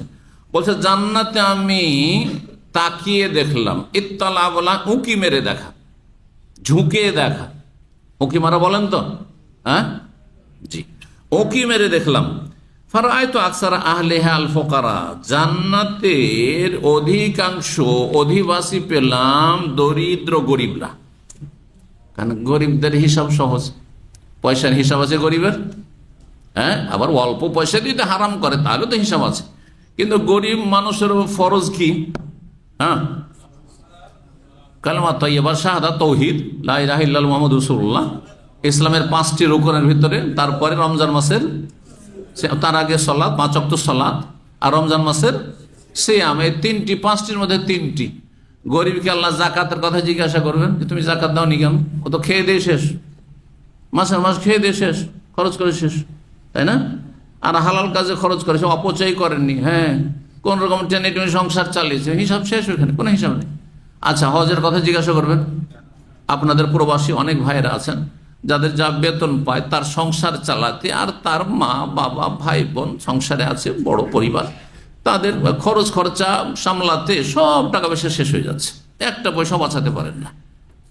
10 বছর সৌদি আরব থেকে গেলেন, হজ করে গেলেন, আল্লাহ জিজ্ঞাসা করবেন? কোনোদিন জিজ্ঞাসা করবেন না আল্লাহ, কারণ গরিব। যদিও সৌদি আরব থেকেছেন, খেটেছেন, কিন্তু গরিব মানুষ, আপনি যা ইনকাম করেছেন খরচ হয়ে গেছে, সমান সমান হয়ে গেছে। কিন্তু যার 10,000 রিয়াল আছে বর্তমানে, এই বছরে ধরেন 10,000 12,000 রিয়াল আছে, খেয়ে দিয়ে সংসার চালিয়ে 10,000 জমা আছে, বলছে আগে করি, শহরে জায়গা কিনি, হ্যাঁ, আগে বিল্ডিং তৈরি করি, আগে একটা ঘর ভাড়া দেওয়া, চলে যাব দেশে তো ঘর ভাড়া দেওয়ার জন্য একটা ব্যয় তৈরি করি, হ্যাঁ, তারপরে কিছু ফ্ল্যাট তৈরি করে ভাড়া দিই। এটা করতে হবে না? আগে হজ করতে হবে, আগে হজ করতে হবে। হজ না করে চলে গেলে হিসাব দিতে হবে, হজ না করে চলে গেলে হিসেব দিতে হবে। খেয়ে দে সংসার চালিয়ে 10,000 জমা হয়েছে, আর 10,000 আপনি পেয়ে গেছেন, হজের চান্স, হজ করতে হবে। গরিব হলে জিজ্ঞাসা করবেন আল্লাহর উপর, 100 বছর বাঁচলেন, গরিবই থেকে গেলেন, ওই 3টি ফরজ জিজ্ঞেস করবেন, আর যাকাতও জিজ্ঞাসা করবেন না, আর হজের কথা, ওমরার কথাও জিজ্ঞেস করবেন না। ওমরা অল্পতে যেতে পারছেন, সেই জন্য জিজ্ঞেস করবেন। 100-150 টাকা তো ওমরা হচ্ছে, তোমরা যেতে হবে, কিন্তু হজ হচ্ছে না আজকাল, একসময় হইতো। জি, আমরা মদিনা ইউনিভার্সিটিতে যখন প্রথম এসেছি তখন ওই সেম ওমরার মতোই হজ ছিল। মদিনা থেকে গেছি, 40-50 টাকা জিএমসিতে চেপে গেছি, মক্কায় নেমে গেছি, আবার ওখান থেকে চেপেছি 30 টাকাতে, ফেরার পথে মদিনা 30 টাকাতে, হজের মৌসুমে একটু বেশি হয়ে যেত, 30-40 টাকাতে মদিনা পৌঁছে গেছি, 100 টাকাতে হজ হয়ে গেল। খাওয়া দাওয়া আপনি ফ্রি পাওয়া যায়, হ্যাঁ, খাওয়া দাওয়া ফ্রি পাওয়া যায়, এত খাবার বিতরণ হয়, তার উপরে ভরসা করে আপনি যাবেন না। খাওয়া দাওয়া তার কত লাগে, 4-5 দিনের খাবার, আর 100 রিয়াল 200 রিয়াল হইলে চলে, তাহলে 200-400-500 রিয়াল ম্যাক্সিমাম। তখনকার যুগে 400-500 টাকা থাকলে হজ ফরজ ছিল, হ্যাঁ। 1990 সালের দিকে, 90, 93, 94 এই সময়গুলোতে আপনার 500-700 টাকা হজ হইত, এইখানে 2000 সালে 1500 টাকাতে অ্যাভেলেবেল হজ ছিল হজ অফিসগুলোতে। আমি বহুবার হজে গেছি, আমার সাথে সাথী সঙ্গে রেখেছে, আমি দায়ী হয়ে গেছি। 1500 2000 রিয়াল হজ ছিল 2000 2002 এই সময়গুলোতে। কিন্তু যারা এত যুগ ধরে, সেই সময় আপনি অল্প পয়সায় হজ করেনি, করব করব করব, আর আজকে 10,000 আর করলেন না, গুনাহগার অবশ্য। আপনার উপর তখন ফরজ ছিল, তখন 1500-2000 টাকা আপনার জন্য সহজ ছিল। এই ফরজ ত্যাগ করেছেন, জবাব দিতে হবে। তওবা করেন, রবের কাছে তওবা করেন, আল্লাহর কাছে, এবং আল্লাহর কাছে সাহায্য চান যে আল্লাহ হজটা করে যাওয়ার তৌফিক দাও, না হলে ফরজ ত্যাগকারী হয়ে আমি দুনিয়া থেকে যাব। আল্লাহ বুঝার তৌফিক দান করেন। সম্মানিত ভাতৃমণ্ডলী, তাহলে হাদিস দেখি, জান্নাতীদের সংখ্যাগরিষ্ঠ কারা হবে? গরিবরা। ধনীরা ফেঁসেই থেকে যাবে, কারণ তাদের হিসাব দিতে হবে, পয়সার হিসাব। ওয়াত্তালাতু ফিন্নার, আর জাহান্নামে আমি উকি মেরে দেখলাম, ফারাআইতু আকসার আহলিহান নিসা, সেখানকার অধিকাংশ অধিবাসী দেখলাম নারী জাতি, মহিলা জাতি। কারণ মহিলাদের বদ আকীদা আছে। শিরক বেদাত যদি তুলনা করেন, পুরুষের চাইতে মহিলার মধ্যে শিরক বেদাত বেশি আছে, কুসংস্কার বেশি আছে, টোটকা ফোটকা বিশ্বাসী হওয়া, অলৌকিক কুলক্ষণ মনে করে, এগুলো বেশি আছে। তারপরে মহিলাদের মধ্যে এমন এমন কিছু পাপ আছে, হ্যাঁ জি, এরা আবেগী বেশি, আবেগী বেশি, এত বেশি এদের বিবেক চাইতে আবেগ বেশি কাজ করে, যার ফলে একজন প্রবাসী কত কষ্ট করে তার স্বামী রোজগার করছে, আর তার জন্য এক সময় পয়সা ছিল হয়তো, তখন আপনি গয়না নিয়ে গেছেন, আর এখন নিয়ে যেতে পারেন না, আর দিল আপনাকে খোটা যে তোমার সংসারে এসে জীবনে সুখ পেলাম, কোনোদিন সুখ পেলাম না। হ্যাঁ, একটু হয়তো কষ্ট হয়েছে, কোনো দিক থেকে কষ্ট হয়েছে, আপনার পক্ষ থেকে হোক অথবা আপনার মায়ের পক্ষ থেকে হোক, যদিও মা বাবার জুলম হইতে দেবেন না। জরুরি না যে মা বাবার সাথে রাখবেন অথচ আপনার স্ত্রী জুলমের শিকার, এইভাবে জায়েজ নাই রাখা, দূরে রাখান, আপনি সম্পর্ক ভালো রাখার চেষ্টা করেন। জি, তো আমাদেরও কিছু ভুল ত্রুটি অন্যায় রয়েছে এই মর্মে। হ্যাঁ, আমরা মহিলাদের ওপর জুলম অত্যাচার অবিচার করে থাকি, এবং আপনার বাবা মা জুলম অত্যাচার করে থাকে, সতর্ক সাবধান। তো বলছিলাম যে বিভিন্ন গুনাহগুলি এরা করে ফেলে ইমানের দুর্বলতার কারণে। দেখেন, কবর জিয়ারত মহিলাদের কেন নিষেধ করা হয়েছে? হ্যাঁ, লানত করা হয়েছে, অথচ পুরুষদেরকে উৎসাহিত করা হয়েছে কি করা? কবর জিয়ারত করা পুরুষদের জন্য সুন্নাত, সুন্নাতে মুআক্কাদা। মাঝে মাঝে কবর জিয়ারত করে, জুরুল কবুরা ফাইন্নাহা তুযাক্কিরুকুমুল আখিরাহ। আর নবী সাল্লাল্লাহু আলাইহি সাল্লাম মহিলাদেরকে লানাল্লাহু যাওয়ারাতিল কবুর, যায়রাতিল কবুর, দুইরকম হাদিস। কবর যারা বেশি বেশি জিয়ারত করে যেসব মহিলা, তাদের উপরেও লানত, আর কবর জিয়ারতকারিনী অল্প স্বল্প করলো তাদের উপর লানত। এই জন্য একদল ওলামা কেন, আরব সৌদি আরবের ওলামা কেন সবাই একমত যে মাঝে মধ্যে কখনো একবার দুইবার কোনো মহিলা কবর জিয়ারত করতে পারবে না। মাজারে গিয়ে দেখেন, হ্যাঁ, মহিলাদের সংখ্যা বেশি আছে না নেই? শিরকের দিক তো বললাম। আর এমনিও কবর জিয়ারত করতে কবরের কাছে পুরুষ লোক যদি যায় তো নিজেকে সামলিয়ে রেখে সেখান থেকে ফিরে চলে আসবে, কিন্তু মহিলা গেলে সেখানে গিয়ে হাওমাও করে কান্না শুরু করে দেবে, চিৎকার করে ভেঙে পড়বে, সেখানে চিৎকার করে কান্না শুরু করে দেবে, বিভিন্ন রকমের দোষ ত্রুটি। আর তারপরে আপনার এই জিনার ফিতনায় ভূমিকা পুরুষেরও থাকে, ভূমিকা মহিলারও থাকে, কিন্তু মহিলার ভূমিকা পুরুষের চাইতে বেশি থাকে। কথা বোঝা গেছে না? এই জন্য নারী ফিতনা বলা হয়েছে হাদিসের ভাষায়, পুরুষ ফিতনা বলা হয়নি। কি বুঝলেন? জেনা ব্যভিচারের যখন শাস্তির কথা আল্লাহ সূরা নূরে বর্ণনা করেছেন, তখন আগে ব্যভিচারকারিনীর কথা বলে তারপরে ব্যভিচারকারীর কথা, আয-যানিয়াতু ওয়াজ-যানি ফাজলিদু কুল্লা ওয়াহিদ। পক্ষান্তরে চোর পুরুষরা বেশি হয় মহিলার চাইতে, সেজন্য আল্লাহ বলছেন ওয়াস-সারিকু ওয়াস-সারিকাতু, চোর পুরুষ আর চোর নারী, আগে পুরুষের কথা বলেছেন, বুঝলেন না? তো অশ্লীলতা ছড়াবার ক্ষেত্রে সমাজে, পরিবারে, দেশে নোংরামি আর অশ্লীলতা ছড়াবার ক্ষেত্রে মহিলাদের ভূমিকা বেশি। আজকাল সোশ্যাল মিডিয়াতে অশ্লীলতা নোংরামি ছড়াবার ক্ষেত্রে ভূমিকা মহিলাদের বেশি, নারীদের বেশি, যার ফলে এরা জাহান্নামে যাবে বেশি। জি, আপনি চিন্তা করুন, মহিলারা যদি নিজের নিজের ঘরে পর্দার সাথে থাকে তাহলে অনেক পুরুষ ফিতনা থেকে বেঁচে থাকবে, চোখের গুনাহ থেকে বেঁচে থাকতে পারবে, হ্যাঁ, অন্তর গুনাহ থেকে বেঁচে থাকতে পারে। ভালো মানুষ ফিতনার শিকার হয়ে যাচ্ছে, কিন্তু যখন লিফট দিয়ে দিল, সুযোগ দিয়ে দিল, তখন শয়তান আরো বেশি সুযোগ পেয়ে গেল, আর দুর্বল ইমানের পুরুষরা তখন জাহান্নামে চলে গেল শয়তানের শিকার হয়ে। জি, তো এই জন্য অধিকাংশ জাহান্নামী হবে মহিলারা। আল্লাহ হেফাজত করুন, আল্লাহ হেদায়েত দান করুন সবাইকে। 6547 নম্বর হাদিস বর্ণনা করছেন ওসামা বিন যায়েদ রাদিয়াল্লাহু তাআলা আনহু। নবী সাল্লাল্লাহু আলাইহি ওয়াসাল্লাম বলেন, কুমতু আলা বাবিল জান্নাহ, আমি জান্নাতের দরজায় গিয়ে দাঁড়াইলাম। কে বলছেন? নবী সাল্লাল্লাহু আলাইহি ওয়াসাল্লাম জান্নাতের দরজায় গিয়ে দাঁড়ালেন। ফাকানা আম্মাতু মান দাখালাহাল মাসাকিন, সেখানে সংখ্যাগরিষ্ঠ যারা প্রবেশ করেছে দেখলাম সবগুলি হচ্ছে দরিদ্র গরিব, মিসকিন। মিসকিন মানে ভিক্ষুক না, মিসকিন মানে দরিদ্র অভাবী তারা। আল্লাহ কি হিসাব নেবে? আল্লাহ তুই 5 ওয়াক্ত সালাত ফরজ করেছিলে, ফজর সহ পড়েছি আল্লাহ, তাহাজ্জুদে পড়েছি আল্লাহ, রমজান মাসে রোজা তো রেখেছি আল্লাহ, 6 শাওয়াল রেখেছি আমি, আরাফা রোজাও রেখেছি, মুহররমের রোজাও রেখেছি আল্লাহ। কথা বোঝা গেছে না? এইভাবে সহজ হবে হিসাব। ওয়াসহাবুল জাদ্দে মাহবুসুন, আর ধনী লোকেরা আটকা পড়ে থাকবে, জান্নাতে যেতে বাধাগ্রস্ত হবে। কেন? যার যত পয়সা তার হিসাব তত বেশি। পয়সার হিসাব কয় দিকে হবে কে বলতে পারে? পয়সার হিসাবের কটি দিক রয়েছে? 2টি দিক। মাশাআল্লাহ। মিন আইনা ইকতাসাবাহু ওয়া ফিমা আনফাকা, যারাই পয়সা উপার্জন করছেন, একটা হচ্ছে কোথা থেকে উপার্জন করলে, ইনকাম সোর্সটা কি, হালাল না হারাম, সুদের টাকা না বেতনের টাকা না মালিকের চুরি করা টাকা, না ওই আদম ব্যবসায়ী টাকা, ভিসার ব্যবসা করা টাকা, হারাম টাকা, জাল টাকা, আর এই দুর্নীতি করা টাকা, আর এই রাষ্ট্রীয় সম্পদ, না বাইতুল মালের টাকা, মাদ্রাসার টাকা, মাদ্রাসার দায়িত্বশীল, মসজিদের টাকা, মসজিদের মোতাওয়াল্লি, হারাম কর। কথা বলছেন না? মিনাই নাইক তাসব, এই টাকার পাহাড়গুলি কোথা থেকে এসেছে, একটা হিসাব। আর আরেকটা হচ্ছে অফিমান ফাকাহু, খরচটা কোথায় করেছে, উৎস কি, আর ক্ষেত্র, ব্যয়ের ক্ষেত্র কি, কোথায় খরচ করেছিল। অনেকে হালাল রোজগার করেছেন, 5000 রিয়াল বেতন আছে, কিন্তু খরচ করার ক্ষেত্রে গিয়ে আল্লাহকে অসন্তুষ্ট করে দিচ্ছেন। হারাম জায়গায় খরচ করছেন, পয়সা না হইলে এত হারামে লিপ্ত হতেন না। অথবা অপচয়ের হারাম কাজ করছেন, অপচয় করাও জায়েজ নাই।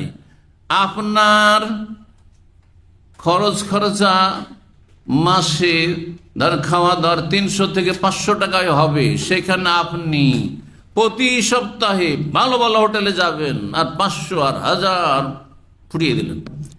যদি আপনাকে বলা হয় যে দিনের কাজে খরচ করেন, তখন 50 টাকা ধরিয়ে দিলেন, আর না হলে বলছেন নাই পয়সা, তখন বের হয় না। অফিমান কোথায় খরচ করেছে, দুটোতে পাস করতে হবে, ইনকাম সোর্স এবং ব্যয়ের ক্ষেত্র। জি, এই হিসাব দিতে দিতে থেকে যাবেন। হিসাব যদি আপডেট করে রাখেন তো সহজ হবে। যারা বিভিন্ন কোম্পানিতে টাকা পয়সার লেনদেনের কাজ করেন না অনেকে, পারচেজিং করছেন, কেনাকাটা করছেন, যদি হিসাবটা সবসময় প্রতিদিনের হিসাবটাকে আপডেট রাখেন, মাস শেষ হতে আপনাকে হিসাব দিতে হবে, সব রেডি হয়ে আছে, দিয়ে দিল, ঠিক কিনা? কিন্তু গোটা মাসে কোন দিনে কি কিনেছি, কোথায় কি খরচ করেছি, কোথায় সে বিলগুলো রয়েছে, ফাতুরা রয়েছে, সেগুলো গোটা মাসের কালেকশন করো মাসের শেষে। আর তারপরে হিমশিম খেতে খেতে মাসের শেষ 2-3 দিন আপনার দুশ্চিন্তা শেষ, টেনশনের শেষ নেই। কথা বুঝতে পারছেন না? ওই রকমই অবস্থা। এই জন্য হিসাবকে প্রস্তুত রাখেন, আপনার টাকা কোথা থেকে ইনকাম হয়ে এসেছে আর কোথায় খরচ হচ্ছে। আল্লাহ যেন তৌফিক দান করে। পয়সা নিয়ামত, তো তার নিয়ামত কখনো আযাব হয়ে যায়, নিয়ামত কখনো কখনো নেকমাতুন মানে আযাব হয়ে যায়। যেমন পানির মতো নিয়ামত কিছু আছে, পানির মতো নিয়ামত কিছু আছে। আরব দেশে ভুক্তভোগী বুঝতে পারছে যে পানির কত মূল্য, কিন্তু বাংলাদেশে, ভারতে বন্যার সময় পানি বড় আযাব হয়ে যায়। পানি বড়, এই বর্ষাকালে আযাব হয়ে যাচ্ছে। যে ঠিক ওই রকমই পয়সাকে যদি হাতের মুষ্টিতে রাখতে পারেন আর ইচ্ছা মতো আল্লাহ সন্তুষ্টিতে খরচ করতে পারেন, ইনকামটাও করেছেন লোভ সামলিয়ে, হালাল নেব হারাম নেব না, আর খরচও করেছেন চিন্তা ভাবনা করে যে এখানে আল্লাহ রাজি না নারাজ হলে খরচ করব না। কথা বোঝা গেছে? হাতের মুষ্টিতে থাকলে তো ভাগ্য ভালো, তাহলে এটি নিয়ামতই থাকলো। আর যদি টাকা যেমনই পেলেন তখন দিলেন কলবে ঢুকিয়ে, হ্যাঁ, অন্তরের ভিতরে ঢুকিয়ে দিলেন, মানে এমন পয়সার মোহ মমতা যে আর জাকাত দিতে মায়া লাগে। যারা কোটি কোটি টাকার মালিক, বড় বড় কোম্পানির মালিক, তাদের কাছাকাছি, তারা যেহেতু অনেকে মাসলা মাসাইল আমাকে জিজ্ঞাসা করে, তাদের কাছাকাছি হওয়াতে বা তাদের আলোচনা শোনাতে দেখেছি, তারা যদি ঠিকভাবে জাকাত বের করে কয়েক কোটি জাকাত বেরোবে, কয়েক কোটি জাকাত বেরোবে। এখন আমাদের 1,000, 2,000, 5,000 রিয়াল জাকাত দিতে এমন কষ্ট লাগে না, হ্যাঁ তাই না? দুর্বল ইমান হইলে অনেকে দিয়ে দিচ্ছেন, 1,000 রিয়াল জাকাত দিয়ে দিন, হ্যাঁ। আর আল্লাহর ভয়ও আছে, যত কম পয়সা তত আল্লাহর ভয় বেশি আছে। কিন্তু এখন যদি 1 কোটি রিয়াল দিতে হয়, কয়েক মিলিয়ন রিয়াল জাকাত দিতে হয়, তখন শয়তান আপনার অন্তরে এমন পয়সার মোহ ভালোবাসা দিয়ে দিচ্ছে যে আপনার সিনা, আপনার হৃদয় সংকুচিত হয়ে গেছে। পয়সাকে অন্তরে কামড়িয়ে ধরে নিয়েছেন, আপনি বের হতে দিতে চাইছেন না, যার ফলে কিছু দান সাদকা করে আর তারা বলছেন আমি অনেক দিয়ে দিচ্ছি, অনেক দিয়ে দিচ্ছি, দিয়ে জান্নাত পাওয়া যাবে না, ফেসে থেকে যাবে। ওয়াসাবুল জাদ্দে মাহবুসুন, এবং যারা পয়সাওয়ালা ধনী মানুষ তারা বাধাগ্রস্ত হবে জান্নাতে যেতে, তারা আটকা পড়ে থাকবে। গায়রা, এই জন্য কত বছর পরে যাবে তারা জান্নাতি হইল? হিসাব দিতে দিতে একটি রেওয়ায়তে 40 বছর, আর একটি রেওয়ায়তে রয়েছে 500 বছর। যার যেমন হিসাব, যে তাড়াতাড়ি হিসাব দিয়ে দেবে, ধনী কিন্তু তাড়াতাড়ি হিসাব দিতে পারে 40 বছর পরে গরিবের চাইতে। আর যার হিসাব দিতে আরো হিমশিম খেতে হচ্ছে, তখন হিসাব দিতে দিতে দিতে দিতে 500 বছর হয়ে গেছে। 500 বছর ওরা জান্নাতে আরাম করছে, গরিবেরা 500 বছর আগে জান্নাতে গিয়ে আইসা আরাম করছে, আর এ ফেসেই আছে হাসর মাঠে। আল্লাহু আকবার, আল্লাহুম্মা লা তাজআলনা মিনহুম, তাদের দলে আল্লাহ যেন শামিল না করে। তো গায়রা নাসাবান নার, আর তবে জাহান্নামী যারা কাদ উমিরা বিহিল নার, তাদেরকে অলরেডি জাহান্নামে পৌঁছে দেওয়া হয়েছে। যারা হিসাব দিতে পারলো না আর জাহান্নামী হয়ে গেল, তাদেরকে জাহান্নামে ঢুকিয়ে দেওয়া হইল। ওয়াকুমতু আলা বাবিন নারি, নবী সাল্লাল্লাহু আলাইহি ওয়াসাল্লাম একবার জান্নাতের দরজায় দাঁড়ালেন আর দেখলেন, আর একবার জাহান্নামের দরজায় গিয়ে দাঁড়ায়। ফাইজ আম্মাতু মান দাখালাহান নিসা, সেখানকার অধিকাংশ যারা প্রবেশকারী জাহান্নামে তারা হচ্ছে মহিলা জাতি। 6548 নম্বর হাদিস বর্ণনা করছেন আব্দুল্লাহ বিন উমর রাদিয়াল্লাহু তাআলা আনহুমা, তিনি বলেন রাসূলুল্লাহ সাল্লাল্লাহু আলাইহি ওয়াসাল্লাম বলেছেন, ইজা সারা আহলুল জান্নাতি ইলাল জান্নাহ, যখন জান্নাতীরা জান্নাতে চলে যাবে, ওয়া আহলুন নার ইলান নার, জাহান্নামীরা জাহান্নামে চলে যাবে, জিআ বিল মউতি, তখন মরণকে নিয়ে আসা হবে। মরণ তো অদৃশ্য জিনিস না দৃশ্য? বাংলা বলছেন তো না? দেখা যায় না, দেখা যায় না, দেখা যায় না, কিন্তু হাসরের মাঠে বিচার দিবসে আল্লাহ সেটাকে দৃশ্য দেবেন, একটা আকার আকৃতি দিবেন। সেই হাদিসটিও সহিহ বুখারীতে রয়েছে। সহিহ বুখারীতে এই ভাষায় রয়েছে, ইউতা বিল মউতি ইয়াউমাল কিয়ামাতি কাহাইয়াতে কাবশিন আমলাহ, মরণকে নিয়ে আসা হবে, হাসরের মাঠে হাজির করা হবে, যে মৃত্যু আমাদের হবে আর যাদের হয়েছে তাদের হয়েছে। এই মৃত্যুকে কিসের আকার দিয়ে নিয়ে আসা হবে? একটি দুম্বার আকার দিয়ে, যে দুম্বার রং হবে আমলা, মানে সাদা কালো, গায়ে কিছু সাদা আছে কিছু কালো আছে, পাগুলে কালো, আর গোটা গায়ের রং হচ্ছে সাদা বা এর বিপরীত। এইরকম রঙের একটি দুম্বার আকারের নিয়ে আসা হবে হাসরের মাঠে, আর তারপরে জান্নাত জাহান্নামের মাঝখানে সেই দুম্বাটিকে, মরণকে দুম্বার আকারে নিয়ে এসে রাখা হবে। হাত্তা ইউজাল বাইনাল জান্নাত ওয়ান নার, জান্নাত জাহান্নামের মাঝখানে সেটাকে রাখা হবে। সুম্মা ইউযবাহু, তারপরে জবাই করে দেওয়া হবে, ফেরেশতা জবাই করবেন আল্লাহর হুকুমে। সুম্মা ইউনাদি মুনাদিন, তারপরে একজন ঘোষক ঘোষণা করবেন, ইয়া আহলাল জান্নাত লা মউত, হে জান্নাতীরা শোনো, আর মরণ নাই, কারণ মরণকে জবাই করে দিলাম, মরণকে জবাই করে শেষ। ও ইয়া আহলান নার, হে জাহান্নামীরা, লা মউত, আর কোনো মরণ নাই। ফায়াজদাদ আহলুল জান্নাতে ফারাহান ইলা ফারহিহিম, তখন জান্নাতীদের খুশির ওপর খুশি বৃদ্ধি পেয়ে যাবে, বেড়ে যাবে। ওয়াজদাদু আহলুন নার হুজনান ইলা হুজনিহিম, আর জাহান্নামীদের শোকের ওপর দুঃখের ওপর দুঃখের শেষ থাকবে না। আমাদের দেশে একটি কথা আছে, যা মুরব্বী মহিলারা বলতো, হ্যাঁ, দুঃখের ওপর দুঃখ না হইলে এই কোনো দুঃখ না। শুনেছেন? দুঃখের ওপর দুঃখ না হইলে, মানে কষ্টের ওপর কষ্ট না হলে কোনো কষ্ট না। সামান্য চারিদিক থেকে যদি কষ্ট চেপে ধরে, কত না কষ্ট। দুঃখের মতো দুঃখ না, দুঃখের ওপর দুঃখ না থাকলে কোনো দুঃখই না। তো ঠিক ওই রকমই জাহান্নামীদের অবস্থা হবে। 49 নম্বর হাদিস বর্ণনা করেছেন আবু সাঈদ খুদরি রাদিয়াল্লাহু তাআলা। তিনি রাসূলুল্লাহ সাল্লাল্লাহু আলাইহি ওয়াসাল্লাম বলেছেন, ইন্নাল্লাহ তাবারাকা ওয়া তাআলা ইয়াকুলু লি আহলি জান্নাহ, আল্লাহ তাবারাকা ওয়া তাআলা জান্নাতীদেরকে বলবেন সম্বোধন, ইয়া আহলাল জান্নাহ, হে জান্নাতীরা। ফায়াকুলুনা, তখন জান্নাতীরা বলবে, লাব্বাইকা রব্বানা ওয়া সাদাক, হে আল্লাহ হাজির আছি হাজির আছি। ফায়াকুলু, তখন আল্লাহ, হাল রাজিতুম, তোমরা জান্নাত পেয়ে সন্তুষ্ট হয়েছো, রাজি হয়েছো? ফায়াকুলুনা, জান্নাতীরা তখন বলবে, ওমা লানা লা নারযা ওয়া কাদ আতাইতানা মা লাম তুতি আহাদাম মিন খালকিকা, আল্লাহ কেন রাজি হব না, কেন সন্তুষ্ট হব না তোমার ওপর? এমন কিছু দিয়েছ আল্লাহ জান্নাতে যা দুনিয়ার কাউকে দাওনি। সবাই আপন আপন জায়গা থেকে মনে করে যে আমি সবচেয়ে সিনিয়র। কেন? দুনিয়াতে কেউ যদি একটু টের পায় যে আমার চাইতে ভালো অবস্থায়, পাশের লোকের সাথে হয়তো গল্প করছেন, ভাই আপনার বেতন কত, অনেকেই কিন্তু এগুলো জানতে চায়, যদি এটা ঠিক না, কার কি ওই জানতে হয় না, কিন্তু অশিক্ষিত লোকেরা এরকমটা করে। তো ভাই আপনার বেতন কত? তো বলছে, ভাই বেতন আমার 5,000 রিয়াল। বড় নিঃশ্বাস নিচ্ছে। আমার তো ভাই কতদিন আছেন? বলছে আমি 1 বছর হইল, তাতেই 5,000। আর ভাই 20 বছর আছে, আমার মাত্র 1,500 বেতন। কি যে কষ্ট বেড়ে গেল, তার বাড়লো না। এবার জান্নাতে যাওয়ার পরে যদি আপনারা বুঝতে পারেন যে শেখরা উপরে আছে, তাহলে মনটা খারাপ হয়ে যাবে আপনার, তাই না? মনটা খারাপ হয়ে যাবে। সেখানে কোনো শোক নেই, কোনো দুশ্চিন্তা নেই, কোনো মনোকষ্ট নেই, কোনো কষ্ট থাকবে না সেখানে। কারণ সবাই ভাববে যে আমার মতো কেউ নেই, আমার মতো কেউ নেই। আল্লাহ ওইটা টের পেতেই দিবে না। জি, সেই জন্য বলবে যে আল্লাহ আর কি চাইবো, তোমার উপর নারাজ কেন, অসন্তুষ্ট, মনোকষ্ট কেন থাকবে? তো এমন কিছু দিয়েছো আমাদেরকে যা দুনিয়ার কাউকে দাওনি। সবাই আপন আপন জায়গা থেকে জবাব দিবে।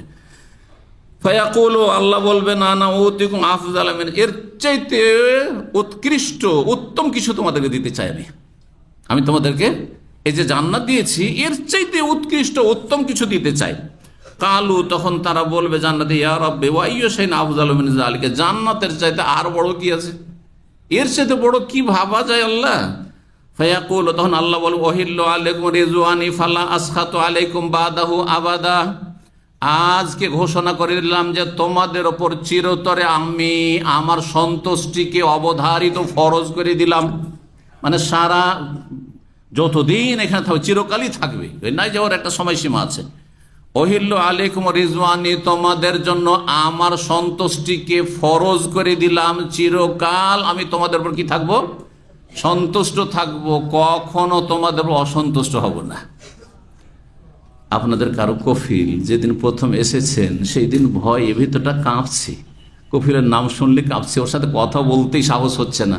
সেই সময় যদি আপনাকে আশ্বস্ত করে বলে পিঠে থাবা দিয়ে যে বাবা হ্যাঁ তোমার কোনো চিন্তা নেই, আমি সারা জীবন তোমার খুশি থাকবো, তোমার সাথে ওয়াদা করলাম, কি যে খুশি আপনার, আর চিন্তা নেই, তাই না? আল্লাহ আকবার। দুনিয়ার উদাহরণ দিয়ে আখিরাতকে বুঝেন আপনি। তো এখানে আজকের আলোচনা শেষ করি। জাযাকুমুল্লাহ খাইরান। আর দীর্ঘ সময় আপনাদের সামনে আলোচনার জন্য আল্লাহ রাব্বুল আলামিনের কাছে দোয়া করি, আল্লাহ আপনাদেরকে ধৈর্য বৃদ্ধি করুন এবং নেক আমলে তৌফিক দান করুন। আপনাদের এলমে, আমলে, দিনে, দুনিয়াতে, শরীর, স্বাস্থ্য, পরিবার সবকিছুতে আল্লাহ যেন বারাকা দান করেন। সমস্ত বালা মুসিবত থেকে আল্লাহ হেফাজতে রাখেন। দুনিয়া আখিরাতের কল্যাণ দান করেন। আল্লাহ রাব্বুল আলামিন আমাদেরকে দুনিয়াতে আখিরাতে সম্মানিত করেন। জালেমের জুলুম থেকে আল্লাহ হেফাজত করেন। আল্লাহ রাব্বুল আলামিনের কাছে দোয়া করি, মুসলিম ভাই বোন যারা অসহায় হয়ে রয়েছে, যারা জুলমের শিকার, তাদের আল্লাহ হেফাজত করেন এবং জালেমদেরকে আল্লাহ ধ্বংস করেন। জালেমদের দিয়ে আল্লাহ যেন ধ্বংস করেন। আল্লাহুম্মা আহলিকি যালিমিনা বিযালিমিন ওয়া আখরিজিল মুসলিমিন বাইনা আইদিহিম সালিমিনা গানিবিন। রব্বানা আতিনা ফিদ দুনিয়া হাসানাহ ওয়া ফিল আখিরাতি হাসানাহ ওয়া কিনা আযাবান নার। ওয়া সাল্লাল্লাহু ওয়া সাল্লামা আলা নাবিয়িনা মুহাম্মদ ওয়া আলা আলিহি ওয়া সাহবিহি।